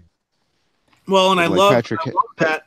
Well, yeah, I love it because I remember in school, I distinctly remember, speaking of socialist schools, when I went to school, I remember in high school them talking about the Articles of Confederation that existed effectively between 1782 is when the Revolutionary War kind of basically ends, and the Articles of Confederation come in, and then 1789 is when you actually get the Constitution. And between those, we had the Articles of Confederation, and they teach you in school, in state school, that's because the Articles of Confederation didn't make the federal government strong enough, and then that paralyzed everything and it didn't work. ignoring the Confederation's kind of always work. The only people that they don't work for are the people who want more power. Exactly. And if they're it's a decentralization of power. Yeah, it all the Constitution did is consolidate a ton of power the Articles of Confederation allowed into one place, which is exactly what so many of the founding fathers didn't want, which is why Thomas Paine, who famously wrote Common Sense, which kind of sparked the revolution in earnest, that's why he was so pissed that the Constitution got ratified. Like, he was writing tons of stuff. You shouldn't ratify the Constitution. The Constitution is a terrible idea. This is going to be awful. We need to stick with the Articles of Confederation or just break up into different countries. None of this makes any sense. Don't do this. And then they did it anyway. And they didn't listen to the one guy who was a true voice of liberty. I mean, Thomas Paine, you know, that whole no prophet is welcome in their hometown. Thomas Paine sparked the revolution and everyone loved him and for a little while, and his funeral is like basically unattended because he had made enemies of all these people because he continued to be intellectually consistent. None of them did. Yeah, right. Yeah, well, that's what Patrick Henry said that, like, at the Constitutional Convention, that he was like, you know, you don't have a right to establish a centralized government in the name of the people. We just fought to get out from under one. Yeah. Like, there was a lot of people who were like, well, and if you learn about that in school, because again, tie this back in, if you learn about that in school, that isn't what they say is that, oh, the founding fathers legitimately argued that they just gotten done fighting this and this didn't make any sense to just reestablish the same damn thing. They gloss over and they go, oh, well, there were some people who debated certain aspects of the Constitution. And it's like, no, they literally debated whether the Constitution needed to exist at all. Yeah, there's a lot of them that refused to sign it at all unless they included some sort of like literally that's the reason the Bill of Rights exists, was to appease the people that didn't want to sign the Constitution. Yeah, exactly. And they didn't want to sign it because they recognized it for what it was, which was a power grab.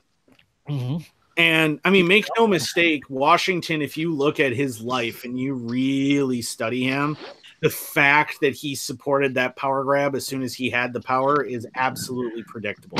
Yep. That guy was all about power grabs. He wanted power. He wanted money. He wanted influence. He was probably a full-on narcissist. I mean, realistically, like, he had the ability to inspire and everything, but he also was completely full of himself and absolutely convinced that he should be amazing. Because, like, I mean, the guy intentionally marries a widow who's rich so that he can get a bunch of money because he's the second-born son, doesn't have money himself. And because he misspent the money that he inherited when his brother died, and he inherited the farm so badly that he was in debt. So he marries this rich woman so that he can get more money and more power and everything else. That was Martha Washington, by the way, if anyone's wondering. He does that. He constantly has no problem with taking all of the glory for himself. I mean, the entire reason but before the war started, like, he conscripted his own military uniform. Yeah. Like, but before the war even started, like he knew it was coming, and he conscripted his own military uniform. And literally, like, one of the reasons that they made him a general was because he had a uniform and because he had lobbied for it. Yeah, he asked to be a general. He asked to be a general. Put that in contrast with Robert E. Lee when the state of Virginia secedes and then makes him the commander of the Army of Northern Virginia. And the very first words in his acceptance speech are, "I would that it had fallen to an abler man." Like, he's super humble, and he's arguably one of the greatest military minds ever. Yeah, he didn't want it to come to that. Yeah, he hadn't wanted it to come to that. He didn't want to fight. He didn't want, I mean, because he'd served with the United States Army in the Mexican-American War. Yep.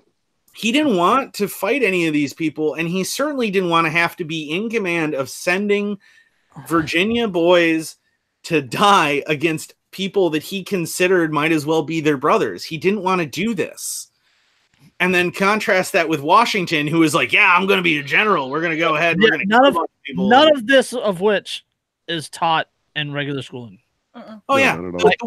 The You have to be in a very specialized, like post high school, study, in order to ever learn any of this stuff. Yeah, and that's, I mean, in high school, I literally got told, okay, so if you know the Whiskey Rebellion, Washington meets a significant army that's marching on the Capitol, right? And this is a significant army, and he's got to meet them in the field, and he meets them in the field, gives them exactly one chance, go home or you're going to die.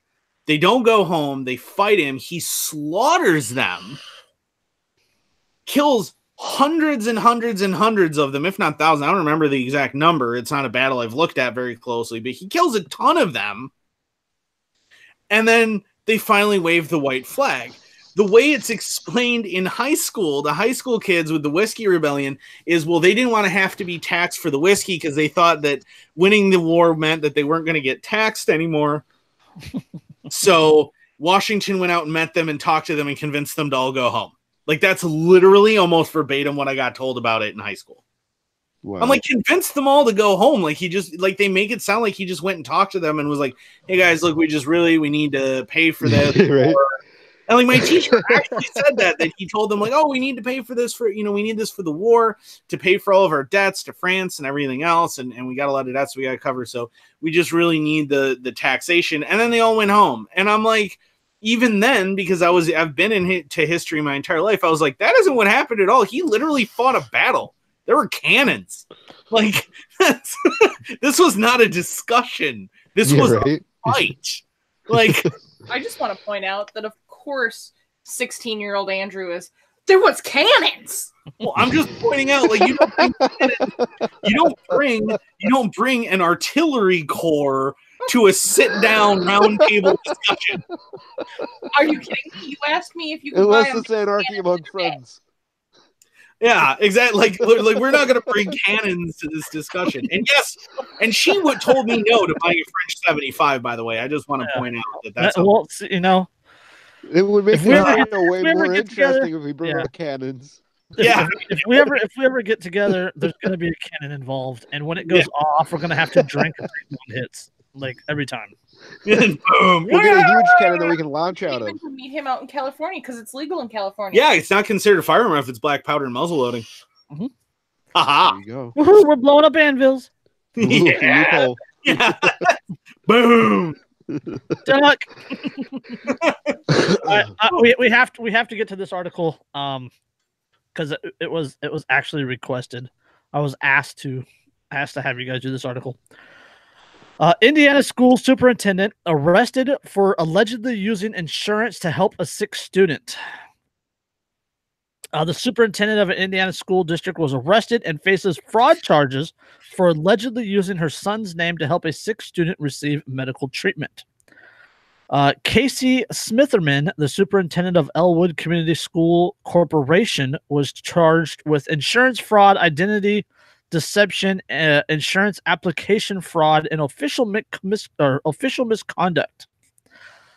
Police in Elwood, Indiana, say they received a tip that Smitherman took a 15-year-old student to urgent care on January 9th after the teenager missed school because he had a sore throat. Madison County Prosecutor Rodney Cummins told NBC News that Smitherman took the student to one urgent care location but was denied because she is not his guardian.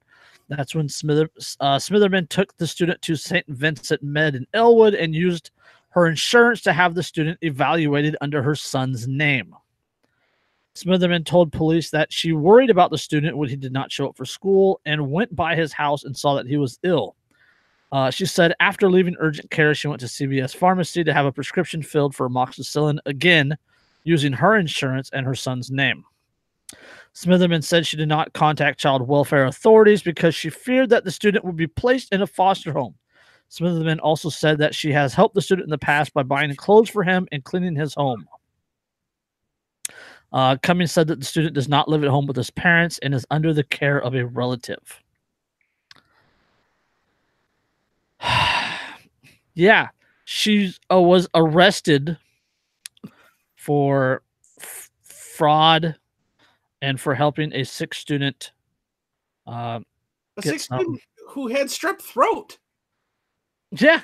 I mean, he actually needed antibiotics. There was something legitimately wrong with him that could have killed him if anybody's unfamiliar with untreated strep throat. So yeah. I'm gonna be the voice or the unpopular voice here. I think that yes, she should have been able to help him by bringing him in. However, I don't necessarily blame the insurance company. It wasn't the insurance company. I know, but if the insurance company found out about it, it doesn't matter. They're still going to throw a fit. Oh, the insurance company. I agree with what you're the point you're getting at with the insurance company. At best, like all this should boil down to is the insurance saying we're not going to pay for it because you violated, our contractual agreement. Mm-hmm. That's where I was going with that. Yeah, I think that she should have, if she was going to help this kid, pay out of pocket. It all depends. It all depends on the words of the contract that she signed with the insurance company. Right. Well, not only that, but I mean, the thing is, like, the insurance company should not have to cover him because depending on the wording, but assuming that it's a standard insurance contract, if they're not named, they don't get covered. So no, the insurance should not have to cover them. But keep in mind, the only reason she even said that he was her kid is because otherwise they wouldn't treat him at all because she wasn't his guardian. She wasn't saying, I need to know what's going on. She wasn't saying, I need to be in the room or anything else. She was just like, I need you to take care of a sick child. And they said no based on government regulation. And then because she had to lie to treat somebody who needed help because of government regulation, the government threw her in a cage. Right. No, and I totally agree. And she's probably going to lose her job over this. Yeah, and she's going to lose her job for taking care of somebody who needed it. Which is the whole point of being a fucking teacher. Yeah, and you're a teacher. You're a school administrator. Like, your job is to take care of these kids to a certain extent. Like, that is an understanding between the parents and you. For better or worse, that is the understanding. And so she was doing that. She was taking care of a child who needed to be taken care of. And they wouldn't treat him. And so now she's getting arrested. And who the hell is actually hurt by this other than the insurance company who would just deny the claim anyway? Yeah. That's what it comes down to, in my opinion, is there's nobody was hurt. Right? Nobody was physically harmed in any way. All the insurance company has to say is we're not going to pay. Right. And that's the end of it. And like they can cancel her insurance with them. Like, yeah. I mean, the only other thing that I can think of is, so playing that out. Okay, so the insurance says, no, we're not going to pay. But then who is actually responsible for that bill? Does that go to her? She can legally say, that's not my problem, not my kid. But he can't be held responsible because he's also a minor. That's a civil matter. Yeah, that's a civil matter. And I could even argue that she's liable for it because she signed the papers. Yeah, so true. She'd still be liable for it. And she should be liable for it. And it sounds like she probably wouldn't have a problem because the first time she took him in and tried at one location, she tried to do it with just assuming the financial liability of it. And they said no because, but you're not his guardian, so we're not legally allowed to help him. I mean, in some states, 12-year-olds can get abortions and birth control without telling the parents. But a kid can't see a doctor for strep throat? Yeah. Just. Yeah, it's fucking insane. I can't believe that you would actually literally arrest someone for helping a sick child that needed it when the state interfered in the first place because of its healthcare regulations. Mm-hmm. Just doing my job. Yep. Yeah. I don't make the rules. Yeah, I don't make the rules. I only contribute to a police union that lobbies millions of dollars every year to influence people who make the rules. Oh, let's find out how much they spend. I mean, to be fair, she could have waited till he was on his deathbed and then brought him in, and then they would have. Yeah, if he was literally dying, like actually in the process of dying, If it developed into scarlet fever, I mean. Yeah. Yeah. Well, I mean, he's got scarlet fever, so I guess we'll go ahead and treat him. But I mean, this kid clearly needs help. He's not even living at home, so clearly there's an issue with his parents. He's living with a relative. She helped him with the foster care situation, all this other stuff. Civil servants and public officials since 1998 have spent $1.455 billion on lobbying. Yeah. Oh, I don't make the rules. I just spend almost $1.5 billion on lobbying to influence the people who make the rules. Yeah, no, you still make the friggin'. Oh, and I give those rules teeth, or otherwise they'd just be meaningless words on paper. But I'm not responsible for that. No, you're completely frickin' responsible. These cops are absolutely morally abhorrent, and they should be ashamed of themselves. Yep, absolutely ashamed. Couldn't agree more. Yep, culpability. All right, speaking of being ashamed, Utah gun rights activist faces felony firearms and drug charges. This is the co-owner of Utah Gun Exchange, who went on the road last year in a military-style armored vehicle to counter the March for Our Lives rallies and town halls along the Florida coast, now faces felony drug and firearms charges.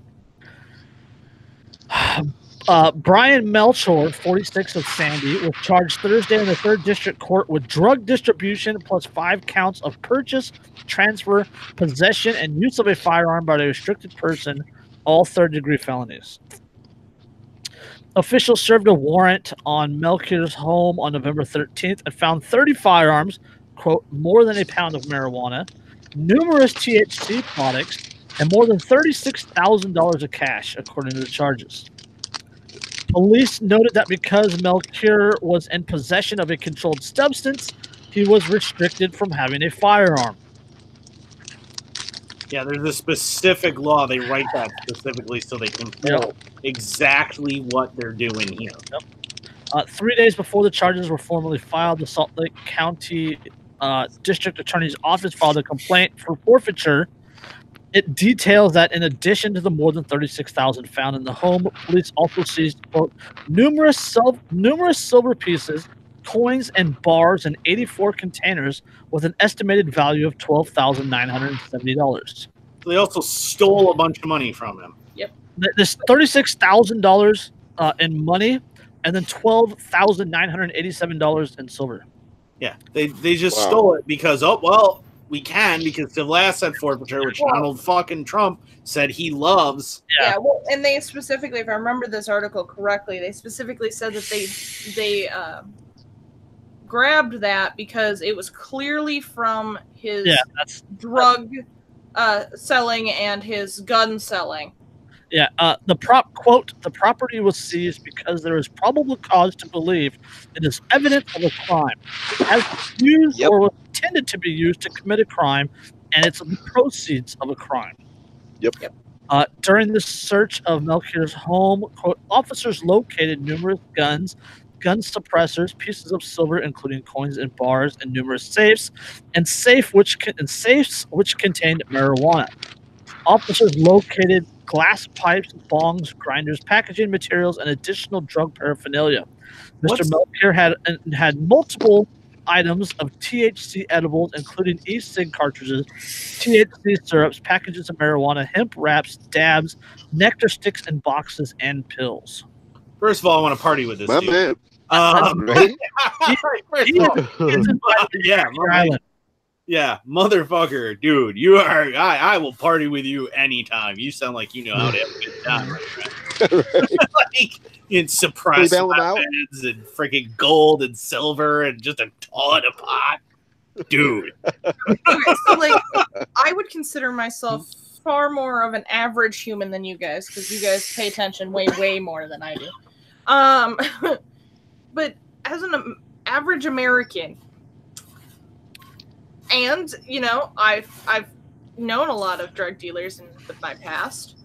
I'm pretty sure that none of us know how to change money, like regular green money, into gold and silver. Like none of us have any clue on how that probably does doesn't know how to do it. Yeah, I'm pretty sure that none. Well, of us and I'm fairly certain that the average drug dealer does not, in fact, go, "Yo, I can't exchange this money. I'm gonna need silver." Right. Right. Like, dude, stop watching John Wick. Okay, nobody deals in gold coin. This doesn't work like that. All right, that isn't how that works. Okay, Got to get on that level, dude. Hold on. Theoretically, you could. Theoretically, you could. Like, you can use it to buy Bitcoin, and then you can use Bitcoin on jmbullion.com to buy silver, and they actually give you like a 10% discount if you use cryptocurrency to buy silver. Interesting. That is interesting. Well, noted. So theoretically, you could launder drug money if you used like Bitcoin ATMs. Right. If you actually believe that money laundering is truly a thing, I mean, like that. Well, according to the tapes that I had to watch every single year when I worked at the casino for like 5 years, Jesus. Money laundering is a real problem. It's a very real problem that these people earn money that they don't want the IRS to know about. Although even the IRS doesn't care, to be fair. You can literally write drug dealer as your occupation. As long as you're paying your taxes on it, they don't care. Like, I'm not even like that's legitimate. Like, they just don't care. They just want to get their cut. And tell me that's not a criminal organization. Yeah, tell me it's not a freaking criminal organization. I don't care if you're running drugs or guns or prostitution, as long as I get my cut. That's all that matters, man. But it's like, but I'm totally not the mob. Because they look at it like you're operating on their territory. Yeah, exactly. You're in their territory, so you have to pay them the toll. And you know what? Like, I'd be okay with it if the government was like, if the government was actually the mob, hey, at least it's efficient. It's efficient, reliable. It's also telling the truth at that point. Yeah, that's an opportunity. At least the fucking mob has like a code of ethics. Yeah, the mob even has a code of ethics, and they straight up will tell you, if you do this, I'll kill you. Not only do they have a code of ethics, but they stick to it. Exactly. Yeah, they absolutely stick to it. On pain of death, in most cases, they stick to it. And they turn a profit. So look at that. But yeah, right. They don't run a deficit. Yeah. So we wouldn't have to shut down the government to find out we vote for the mob. Finance a wall. Yeah. If the mob decided they wanted to finance a wall, they would. Right.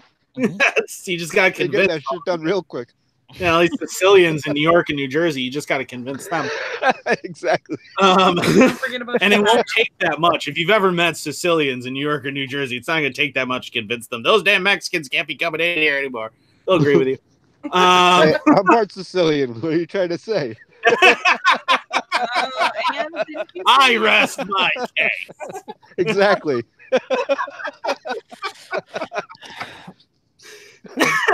But I mean, this guy is all of this is it's the legal shotgun approach. Yeah, that's why that law exists. It says, well, if you have drugs, then automatically you're a prohibited person. Well, it not only that, but like it plays into the civil asset forfeiture part. Right. Everything that this guy touched, they can now claim, or everything that this guy had, they can now claim that it came because of the illegal things that he was doing. Right. Yeah, it's evidence of a crime. Yeah, the cash, all the silver, his house, the safes, the guns, legally purchased, not the truck, the Bearcat, like all that stuff that they can take now, and claim it was illegal proceeds. Right. I am curious though. And the worst part is I don't know how it is in Utah in particular, but I know in most places, most cities and most states, that the police departments get to keep a percentage. Yep. Yeah, which is why they do it. Mm-hmm. Yeah, it's incentivized. Yeah, friggin' Milwaukee actually has a Lamborghini police car that straight up says seized from a drug dealer. Yeah, and Antioch PD has a Plymouth Prowler. Yeah, because it was seized. Mm-hmm. Yeah, exactly. By a pimp that was goes by the name Little Shorty. I know the guy. You know the guy they stole the car from. Yeah, I know the guy that. So Jason had some hookups here, like he's in good company. I am like one of like 4 white people in this ghetto. Okay, I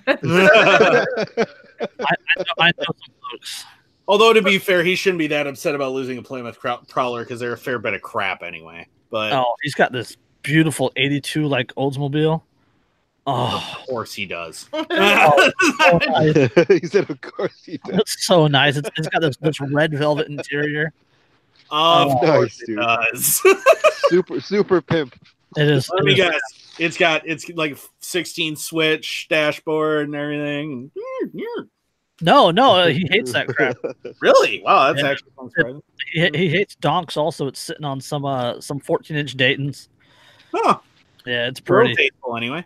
Yeah. Now, I guess my curiosity comes in with this guy of, did he at least remember to tell them that that's all personal use? It was all for personal use. Well, it doesn't matter. I mean, it was over a pound. Right. Like, that's above and beyond personal use. My according to question the is, it says that it was all in safes. How the hell did they get in? Exactly. Was he dumb enough to leave his safes open? Oh, with locked? the warrant, they'll bring in a locksmith. Right, they can bring in a locksmith or a safe cracker, but there's a hell of a lot of safes out there that are specifically engineered to defeat that. Yeah. And according to the Supreme Court, you are under absolutely no obligation to provide that code for them to get in. So Even with the warrant? even with the warrant, you are actually, it's considered part of the Fourth Amendment. It's covered under the Fifth Amendment. Fifth Amendment. Right. Not incriminate yourself. So Yeah. you don't even have to unlock, like if you have a lock on your phone, you don't have to unlock your phone either, because if you do, it's considered them forcing you to self-incriminate in a violation of the Fifth Amendment. And this is why we should be married. That way they can't try and So they force can't me. force you to Yeah, testify against me? It's the same sort of thing that Ross Ulbricht didn't give them the password to his Bitcoin wallet. Right. Yeah. Because they can't force you to do it. But I'm just wondering, like, there's some safes, and they're expensive, but there are safes out there that if you tried to drill into them, you're locking them forever. Plain and simple. You're going to have to cut your way in. Which there's an argument to be made here for that most safes are made of the same gauge steel, and you can go through the side with a cutoff wheel, and then there's like the 2 inches of fireproofing. Yep. Then another sheet of metal. That So one of the safes that survived the California wildfires. The campfire, yeah, the Liberty safes. Yeah, Liberty safes. Those are actually Liberty gave those people new safes. By the way, I saw that on Facebook the other day. Yeah, they always do. That's actually a guarantee from them. If they're actually damaged, if they are either broken into or fire damage or anything, they will replace them for free lifetime. Also, So- speaking of drug use, who was the one that decided to name that the campfire, and what drugs were they on so I avoid them going It's on just- there? It was the fire started along Camp Creek Road. So instead of calling it the Camp Creek fire, they just went campfire because they're like, oh, it's just a little campfire. Ignore the fact that it's burning your house down. Yeah, right. Ignore the fact that it's going at like 80 yards a minute. It's a big ass camp. That's just Well, to be fair, Smokey the Bear is going, I can fix this. I can fix. Actually, no. Right. You can fix it. the rest of the country was like, PG&E. I can do a whole 2-hour thing myself on PG&E. Fire. That's why PG&E is why it was named the campfire. Is all minimalization. We have to come up with some sort of Yeah, right. Yeah, okay, all right. Damage control. yeah. All right, from one stupidity to another, and I have to do this one because you're in Wisconsin. oh, no. Yeah. City of Milwaukee writes $168,000 worth of parking tickets during the weekend storm. One weekend. Yeah.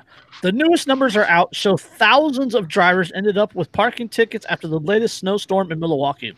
The city cashed in by writing $168,000 worth of tickets to people who ignored the alternate side parking rules. Those rules were in effect for just 14 hours during Saturday night and Sunday morning, and again Sunday night and Monday morning. It means workers were writing 300 tickets an hour during the time period.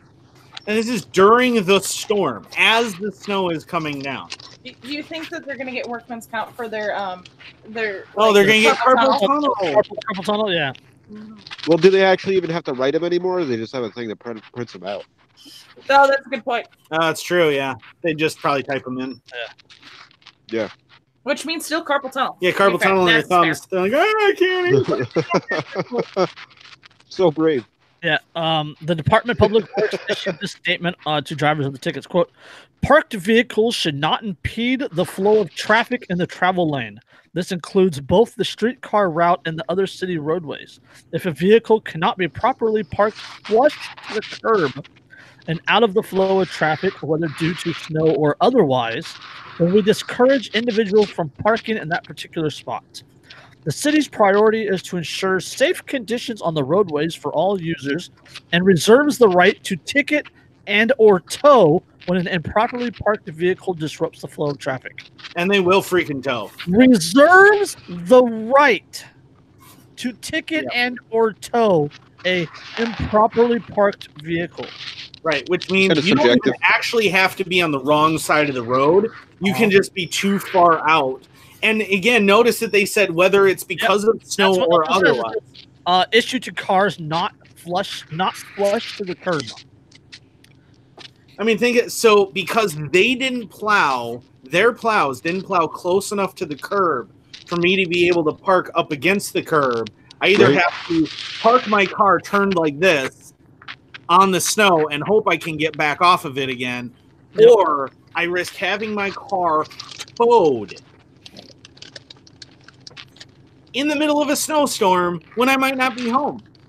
Yeah, right. All because subjectively you were not parked close enough to the curb. Yep. Yeah.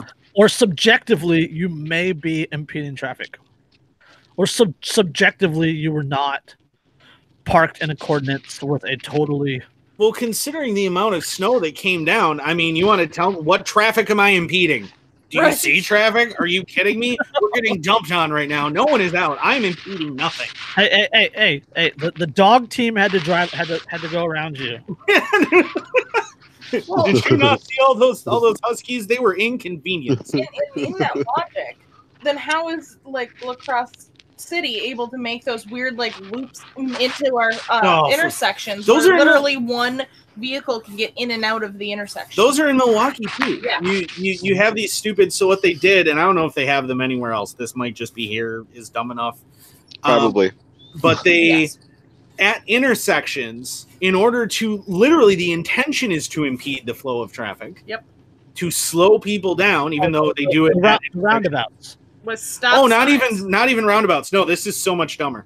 So yeah, even intersections with stop signs. So you want to talk about slowing down traffic? I have to literally stop. This is useless. They actually have these little bump ins at the intersections of about half a car width on both sides that narrow the street so much that if a city bus is coming through the intersection, a car cannot pass through. And when we say car, I mean even a Prius. We're talking like Chevy Sonic, Ford Fiesta, they can't even fit. Yep. Yet another reason to drive a lifted vehicle. Yeah, because I can just go up and over and go screw your friggin' for that bitch. Yeah, I mean it's ridiculous though, because they do that, and those are in Milwaukee too. They have them in intersections in Milwaukee all over the place too, and those have got to be 3.5 feet. Yeah, easily. So they actually if I'm less. They had to put little reflectors on them so that way the plows. Yeah, so the plows didn't keep taking chunks out of them as they're trying to plow the street. So because they're also arbitrary in La Crosse anyway, they are.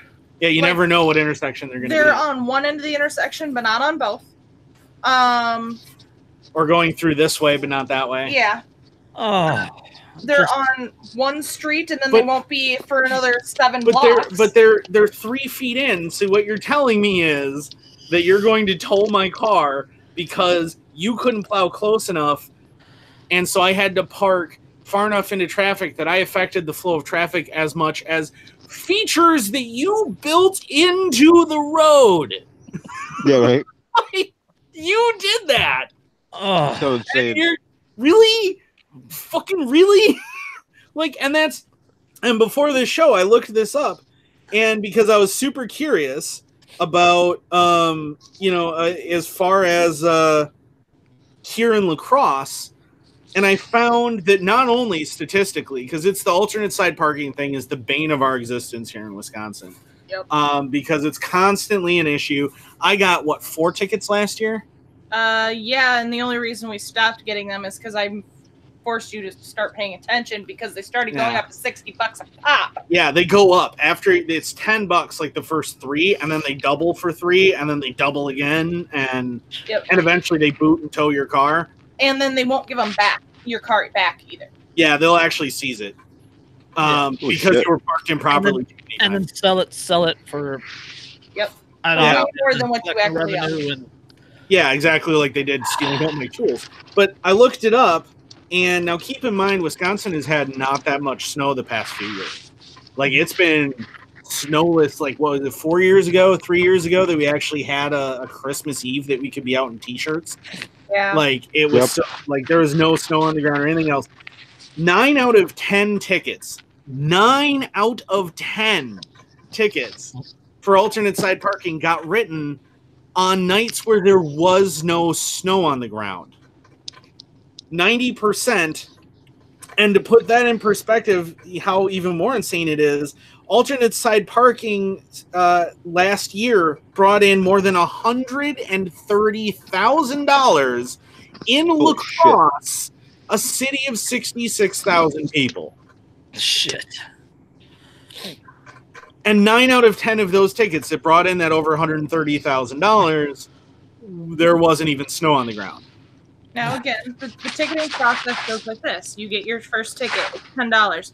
After 10 days, that goes to $20. After 10 more days after that... I thought it was like 90 days after that. No, it's 10 more days. 10 more days. It then goes up to $40, where it continues to sit for about 4 months, and then... They suspend your driver's license. No, they don't suspend your driver's license. Oh, your registration. Yeah, they take away your registration. That's the first ticket. And then if your car's still parked out on the street with the expired registration, they'll tow it. Yep.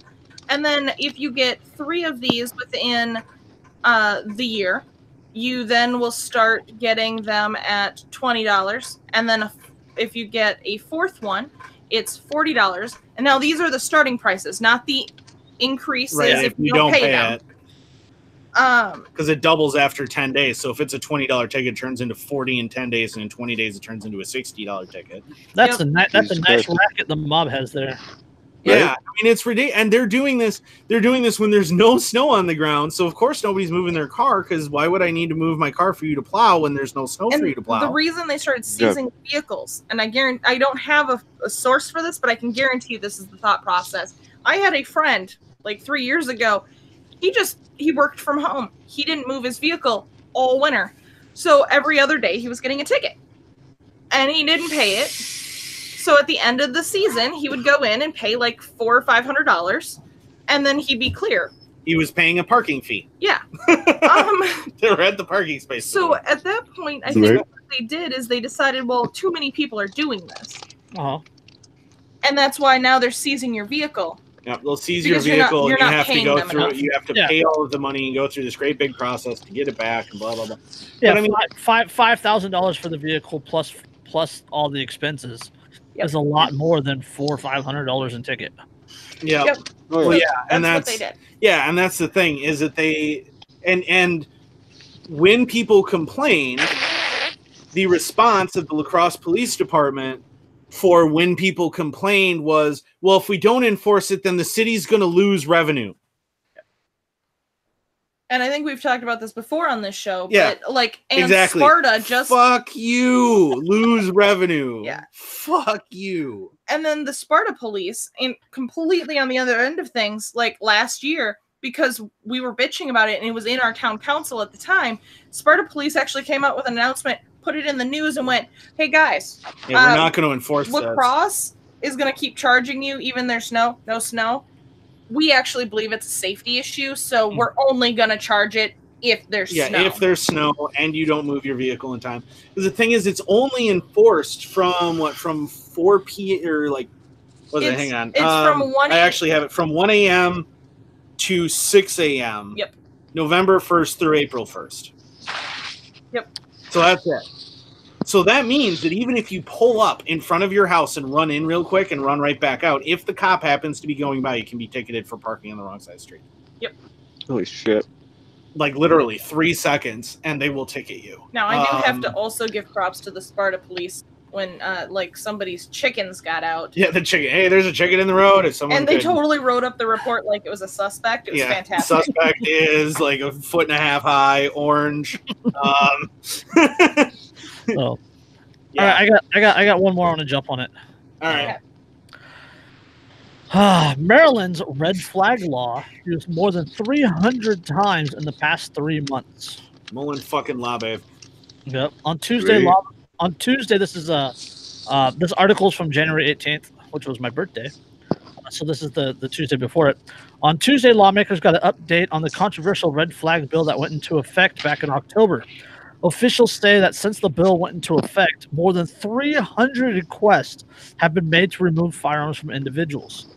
According to the Montgomery County Sheriff, at least 5 of those protective orders have been school-related threats, with 4 of them being significant enough to take firearms. And although local lawmakers say they're happy to see the guns off the street, they're still concerned with the number of requests that have come in. Quote, I look at it differently. It concerns me that there have been 300 cases. The areas that I represent, Worcester, Wicomico, Wicomico. I don't know how to pronounce that. Wicomico or whatever. I don't know. The counties have some of the lowest areas. Unfortunately, I believe that Worcester County may have worked. Officials add that Maryland is among the 8 states that passed the type of legislation after the tragedy of the Parkland High School Florida shooting back in February. So yeah, 300 cases in 3 months. Yeah, one of the first ones. In one of the first cases, they murdered the guy. Yeah, they wound up killing him because he was following in the founding fathers of the damn state he's in's footsteps. Mm-hmm. And shooting at someone that showed up at his house to take his freaking guns. Yeah, that's 3 a day. That's 3. Yeah. You know, and they tell you the conservatives, the neocons will tell you all the time. Oh, police would never enforce, gun confiscation. Blah blah blah blah blah blah blah. Who the fuck do you think's gonna do it? Well, there you go, motherfuckers. The requests are made by the police department. This is 300 requests by police when they have quote unquote credible reasons. And they're doing 100 a month for 3 solid months. Three a day. Yeah. I mean, think about that too. And they said most of them they're talking about the school-related ones, which means that it isn't even the owner of the guns who's making any threat. It's their kid. And they come and take their guns. They're looking for any freaking excuse they can. Yep. Not only that, but we can even go tinfoil about this for a second here. All these requests are made, like they're all police reports, right? Those are de facto registration. Yep. Because we know X, Y, and Z have these guns now. That's true. Right. Yep. So not only are they violating their oath to the Second Amendment, like not that I support that piece of paper, but. Not only are they ignoring their oaths to office and all that good stuff, but now they also have a de facto registration of the people that have firearms, and this is Maryland too. So I mean they already have like really strict gun control, and now they have registration. Yep. Yeah, no wonder why Baltimore's a fucking shithole. Yeah, they're gonna keep making requests on anybody they find out has guns, plain and simple, so that they can keep track of everybody that has guns. I was going to say, does anybody know the statistic on how many of those 300 reports were those guns unregistered, or were they also already on registries? Because, like, that they purchased through a dealer. I mean... Yeah. Because, I mean, that would be an interesting statistic to see. Is how many of these guns they're probably registered, because how else would they know? Yeah, exactly. Well, they unless had to somebody's saying something. Well, somebody had to have known that they had guns, but I mean, too, it's also going to be. It's also, which is also why everybody lose them now, in boating accidents right now. Just Exactly. everything. But I brought him out in a auger with me. Like, and people love to laugh about like all of the the hidden compartments and stuff that people put in their houses. But look, the past two articles, like both the dude with the pot and the guns, and now this, there's a reason to have hidey holes for things that are almost impossible to see. And those reasons are going to only become very apparent when you run into exactly these situations where they show up and want to take your shit. And, well, what are they going to do if they can't find it? What are they going to do if they have no idea where it is and they can't track down your stuff? They're going to imprison you. Like, think about the guy that got busted with all the pot and the gold and stuff. What would have happened if he'd had stash boxes hidden in his house behind fake electrical outlets or something, and had all of his gold and silver in there? Well, they can seize his cash, but they don't know that stuff's there. They don't even know to look for it. So at least you still have some reserves. But the argument then comes in is you're going to hear from people, but why would you need those stashing points? Because, I mean, if you're not doing anything wrong. Yeah. Christopher Danielson in the comments, he says, stand by. Beep. Yeah. I'm sure he's looking up that statistic for me. No, he's talking about like hang on a second. Beep. The shot time. That's true. Let's see what our timing is between shots. What do we? You get done with it and you check it and you're like, not bad. Yeah, right. I always shoot better when I'm on the clock, so let's go ahead and do this. All right. But that's why it drives me nuts too with all of these people, and it's something I've been harping on a lot lately, but it needs to be harped on again. With the idea that, like, look, they are taking guns. They are showing up to people speaking out against government, people advocating for rebellion, people doing these things. They are actively, armed abolitionists. Exactly. I'm sorry that my boyfriend has gotten you back into your obsession. Thank you, Andrew. The morale patches. Oh yeah. I'm actually planning on getting one that says I don't believe in anything. I'm just here for the violence. Yeah. But yes. But like that's the whole thing though, is it like people, especially anarchists, because we talk against government all the time. We are targets for this. Mm-hmm. We have a giant target painted on our friggin' backs for this. And everywhere that this gets instituted, we're going to be people they move on.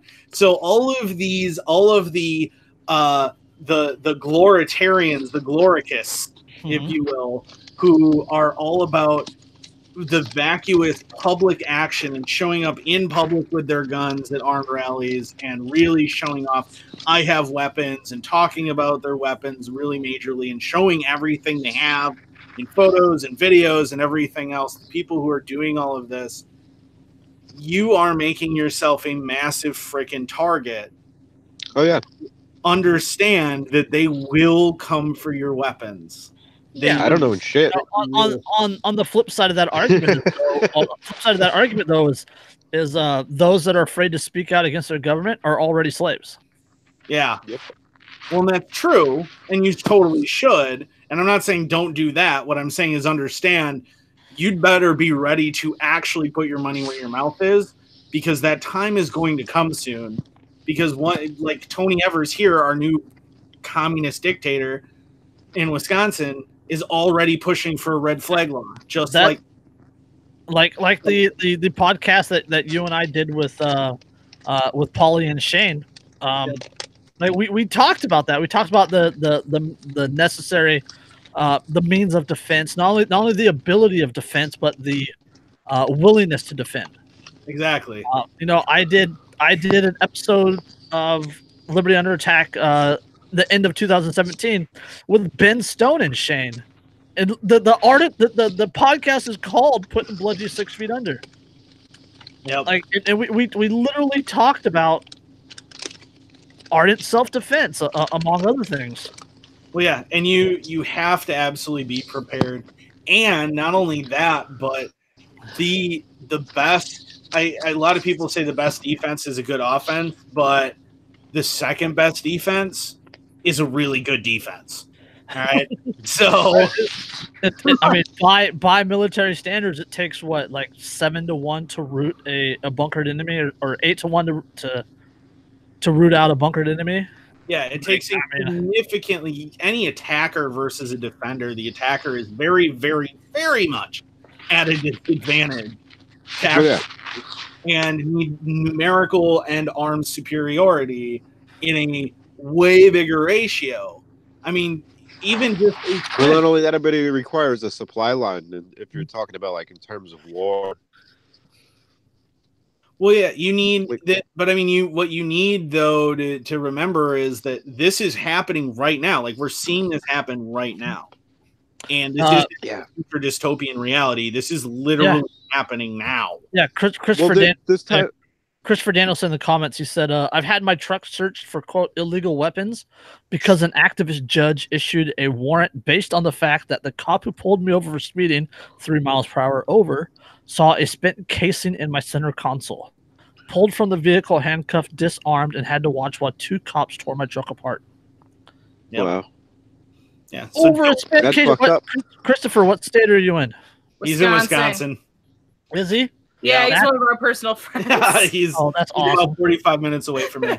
So he's a weapons enthusiast. Well, enthusiast, but I'm thinking like he's a hunter safety instructor. He's aficionado.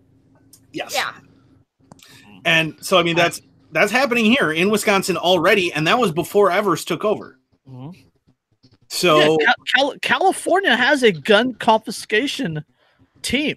Like the state police have a gun confiscation team, and like their entire point is to go around and confiscate firearms from people. He said it happened. He said it happened 10 miles from Andrew's house. Yeah. So it happens, man, and it even happens in a traditionally pretty conservative area and traditionally conservative state. I mean, obviously, like we have Madison, and that's not conservative. We have Madison, we have La Crosse, we have Milwaukee, Green Bay. Yeah. Otherwise, the rest of I'll counter that with LA, Sacramento. Yeah, it's nothing like that. Oakland. But no, like in comparison, though, other than those larger cities that we have, the rest of the state is really rural. Yep. Same here. It's the same in New York. Same as here. Same as in New York. It's the urban populations that they have the population density, and when they have the population density, they get the more the state senators and the members of the state house based on that population density. And where do liberals, really target the urban area? Ironic, since the socialist ideology that they love to push is very pro-agrarian, but I mean, to the point like Khmer Rouge. Just gonna point that one out. They regulate cow farts in California. I know that there's a tax on cow farts. Wait, you're not kidding? No, that's literal. No, dude, it's California we're talking about. There is CO2 regulations on cow farms. Based on the number of cows that you have to pay a tax or a fee. I was gonna say, what are you fine, essentially. Based on your cows farting and releasing the atmosphere. Your cow over there in the back, 40. What's his name? Farty. He's way over his allowed methane emissions this month. We're gonna go ahead and cork that up. I was gonna say. Well, I mean, to be fair, California is also going after plastic straws and plastic bags rather than tackle, I don't know, the heroin epidemic. Yeah, like my post about the Californians with the we have a series. There was an article the other day about a little girl walking on the beach collecting shells with her mom. She stepped on a used hypodermic needle on the beach. Jesus Christ! Oh my God! But let's horrible. Go after plastic bags and plastic straws. Yeah. Well, there's human excrement and spent needles everywhere. We really need to do something about this. I know exactly what you mean, and I'm definitely going to go ahead and deal with the real problem. Awesome. So plastic straw. What the hell are you talking about? That is I know what you're saying. We're definitely, what it's about though. Plastic bags and like. But there's a meme floating around. It's from a Twitter comment, and the person says something like, you may like being choked, but turtles don't. Keep your plastic out of the ocean. And like the response is from I have that one. Ryan Reynolds. And the response is like, how dare you? How bold of you to assume you don't have any issues. I love Ryan Reynolds. Yeah, that was actually Bill Nye the Science Guy that said that. The original. Has California placed taxes on the populace to pay for the carbon emissions from the Long Valley caldera? Not to my knowledge, but I would assume that LA area has the same sort of thing I have in the Bay Area. I have what they call the Bay Area Air Quality Management Board, and they do tax and regulate the smog levels. If there's a high enough smog level in the Bay Area, then all public transportations are free, and they also overtax companies based on the smog level. So I assume that they have that in Southern California also. So I know this is TMI a little bit, but we're not ever allowed to move to California. I'm too gassy. You're gonna wind up taxed. I mean, you'd be fine. There's a lot of Californians that spew shit. There's a lot of hot air. There's a lot of hot air in here in California. Unfortunately, you elect most of them. Wait a minute. So no, actually, it just occurred to me. So all of these people are like vegans and vegetarians. How are they like going to get shipped out of California? Because I mean, all of the food they eat really does make you gassier. Yeah, it's that's what do you think the cows eat that makes them all the methane? I mean, I'm just thinking maybe that's the new way to approach this. Is start like going after the vegans and vegetarians because clearly their gas emissions are causing problems. Yeah, we'll ship them to Wisconsin. No, that's already happening on its own. Let's minimize that. That's already happening. There's actually there was a billboard in Texas. I think I saw a picture of it, and it said don't California my state or something like that. Nice. Because Texas is attracting a lot of business from California because of their lower business taxes and less regulations too. Yeah, and that's what you're seeing in La Crosse and Wisconsin right now. What we're actually getting in California, we're getting stuff from the Twin Cities and Chicago because like La Crosse is exactly halfway between on the interstate corridor, exactly halfway between them. Ironically, which is why we have the drug. Which is why we also have as many gangs and drug trafficking as we do. Brett Goff says, "Put a wall around California and let them gas each other to death." Yes. Just build the dome. Even better, we could just get a big drill and hit the San Andreas, and then everything west of it will go into the ocean. We lose LA area, we lose San Francisco, and then we're good. Yeah, I'm not really gonna mourn any of that. Slipping. Yeah, no. I'm far enough away from the San Andreas that I would feel it and might get a little damage, but I'd be okay. Okay, then yes, I'm all for it. We're in a book and a movie, Goodbye California, back in like the 70s or something, where a guy put like a giant nuclear weapon in the San Andreas and was threatening to blow California off of the United States, and people had to stop it. And as soon as I heard that, I'm like, but why wouldn't you just go, I don't believe you, prove it? Like, yeah, exactly right. Please do us all a favor. Yeah, wasn't California? We need a collective. You won't. Yeah. Yeah, exactly. I double dog dare you. I'll do it. I'm calling your bluff, man. I don't think you're gonna. Well, I'm just thinking, like, California wanted to secede anyway, right? So, I mean, we just tell them that the best way to do that is to blow that fault. Well, I love when I hear about that, about California seceding from the United States and all these left-wing people saying that, oh, California should just secede from the U.S. and, like, literally the entire rest of the United States goes, okay. Like, yeah, please. Yeah, all right, let's get wrapping up, guys. Goddamn communists. Yeah. None of us care. Not all of us are communists, asshole. Well, you do live in California, so I'm sorry. No, I know. California Stan, thank you very much. Okay, we'll keep that one. Yeah. Or as we like to call it, the true North Mexico. You need to build a wall around that New Mexico too. I don't want the old Mexicans. I certainly don't need the new ones. La Raza, man. Yep. I got like 7 Mexican places within a mile of me, but no good barbecue joints. Oh, that's really Yeah, upsetting. That is sucks. upsetting. I mean, Mexican food's delicious, though. Thank God for Guadalajara. Yeah, it is. Guadalajara. Yeah. Yeah, like 3 of those Mexican places are Taco Bell. Oh, that's upsetting. I'm so sorry. Mexican. That's Tex-Mex. Yeah, in quotations. It's like ground zero of the great franchise wars. Yeah, dude, that shit. Those fucking memes have me At least- rolling, dude. At least my nearest Mexican place, they also do burgers and fries and BLTs. So I'm okay. Yeah. That works. At Yeah. least that's a redeeming quality, I suppose. But yeah, it's a little. And they deliver because Grubhub. Thank you very much. Yeah. Actually, we use Eat Street. Yeah.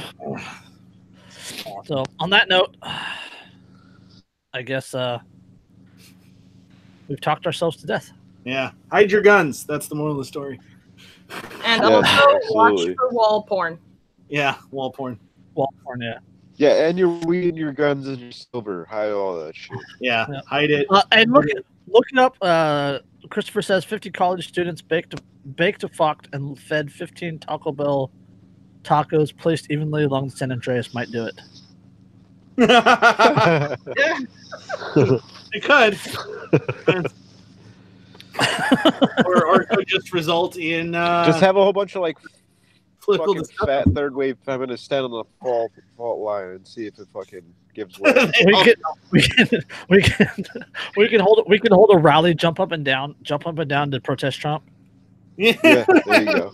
Cracks. Yeah. Oh, speaking of him, he fucking tweeted something the other day. I think it was like yesterday or the day before about something about San Francisco. Told San Francisco to clean up their streets because they were disgusting. Yeah. There's shit everywhere on the street in San Francisco. It's so bad. Laughing. I was like, It's so bad that the city actually employs a team of people to go around and clean shit off the street. Like they have an app that you can download. I don't remember the name of it right now. use report needles. poop. And to report poop. Yeah. Fucking Christ. Oh God. Oh, by the way, so real quick, that book that I was talking about, it's called Labor Camp Socialism: The Gulag and the Soviet Totalitarian System. It is by Galina Mikhailovna Ivanova. Okay, so she's Russian. Or he- Yeah, it's on. Yeah, ebook on Google Play is only like $14 and change. So okay. So, all right. On that So note, what's that's like a subscription? no, it's you buy it, download it. Oh, okay, okay. And you can read it, but it's all about the slave system, Gulag system that was needed to make socialism work. So kind of like the U.S. prison system. Yes. Exactly.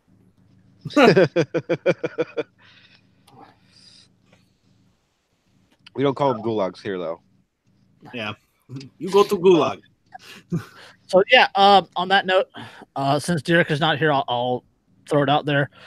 Go on Amazon and buy her book. Think for good. yourself. Critical Oh, yeah, thinking for beginners. $10. It's on Prime. You guys have a physical copy. Yep, we got an actual copy of it. There it is. Have you looked through Nice. it yet? I've gone through to page 9, and it ended up with a 5.5-hour conversation between me and Andrew. So I haven't gotten past that yet. But like, It'll you definitely spark understand conversation. value of the book, right? Like you said before, that you have never really studied critical thinking or never been shown how to do it. Mm-hmm. They don't teach that kind of shit. To They people. don't. No, It's because it's pretty basic when you think about it, but it's like they don't teach that shit to people because they don't want people thinking critically. they want robots. Exactly. It's all a big conspiracy. It's not a conspiracy unless you put on the tinfoil. Until then, it is a conspiracy fact. Yeah, but I'm Yep. pretty sure that Dan just has the tinfoil let's say like Dan's- installed under his scalp. No, he's got I the do. tinfoil cabin. Remember? He's Yep. a tinfoil cabin. My Dan- skull is actually Dan- made of hardened tinfoil. Dan eats a pound of tinfoil every day with his super male vital pills from, from Alex Jones. Yeah. No. All right. On that note, yeah, we'll catch you next time. Peace.